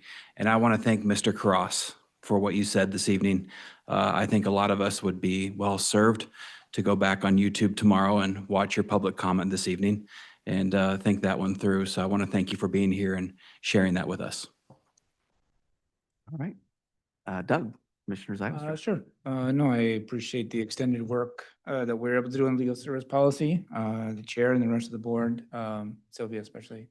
I think at the end we got a better product, and I think that's going to serve us as well as the new department well into the future. So thank you. Bill? Oh, Bill, yeah, yeah, great discussion tonight, and thanks for the discussion, Administrator. I feel that all the time that, you know, it's trust in our administration that makes the county go, and that's what we do as commissioners. You elect appointed people in the right spots and let them run the way they can. That's why the professionals at it, and I trust them for it. So, also, I will be having my shoulder replaced the 28th, so I will be out of commission for a little, guys. I don't know if I'll make it to the work session, so if you see ambulance come out there and I come out of a gurney, then I made it to the work session. Otherwise, I don't plan on it. Okay. Thank you, Phil. John, Commissioner Teeples. I thought it was a great discussion tonight too. Thought it was very substantive and it was good. We've obviously been at this a long time on some of these issues. I look forward to the strategic plan discussion on June 1. But I too trust this administration. I think you guys are problem solvers, and you did that, and I respect that. Yeah, that's all I got to say. Well, I will echo those comments a bit. Just to underscore Doug Zylstra, Commissioner, you did a fabulous job. I would say that using the word underscore again, underscoring that you didn't really like the overall changes to the legal service policy, yet you came forward with some very productive and helpful amendments. So thank you for that. That was huge, and those were very good ones to add to that. And then also just to this entire board, the compromise on the 50% of COLA when it came to the wage study. I think those are beautiful, you know, opportunities to highlight when we grab onto those. So I think that's terrific. Then I'll just add, lastly, very exciting meeting, and Patrick mentioned this as far as transportation goes. We talked with Harbor Transit in Grand Haven about a bus route that can get, among other people, our veterans to the Fillmore Street office now that the headquarters is here for the Veterans Department. And I just wanted to thank Harbor Transit and Scott and the team over there for being willing to even look in and entertain that possibility for us and for our vets and for those who have court appointments who don't have transportation or visits to the jail or so forth. I think that's a great opportunity. So with that, we are adjourned. Thank you, everyone.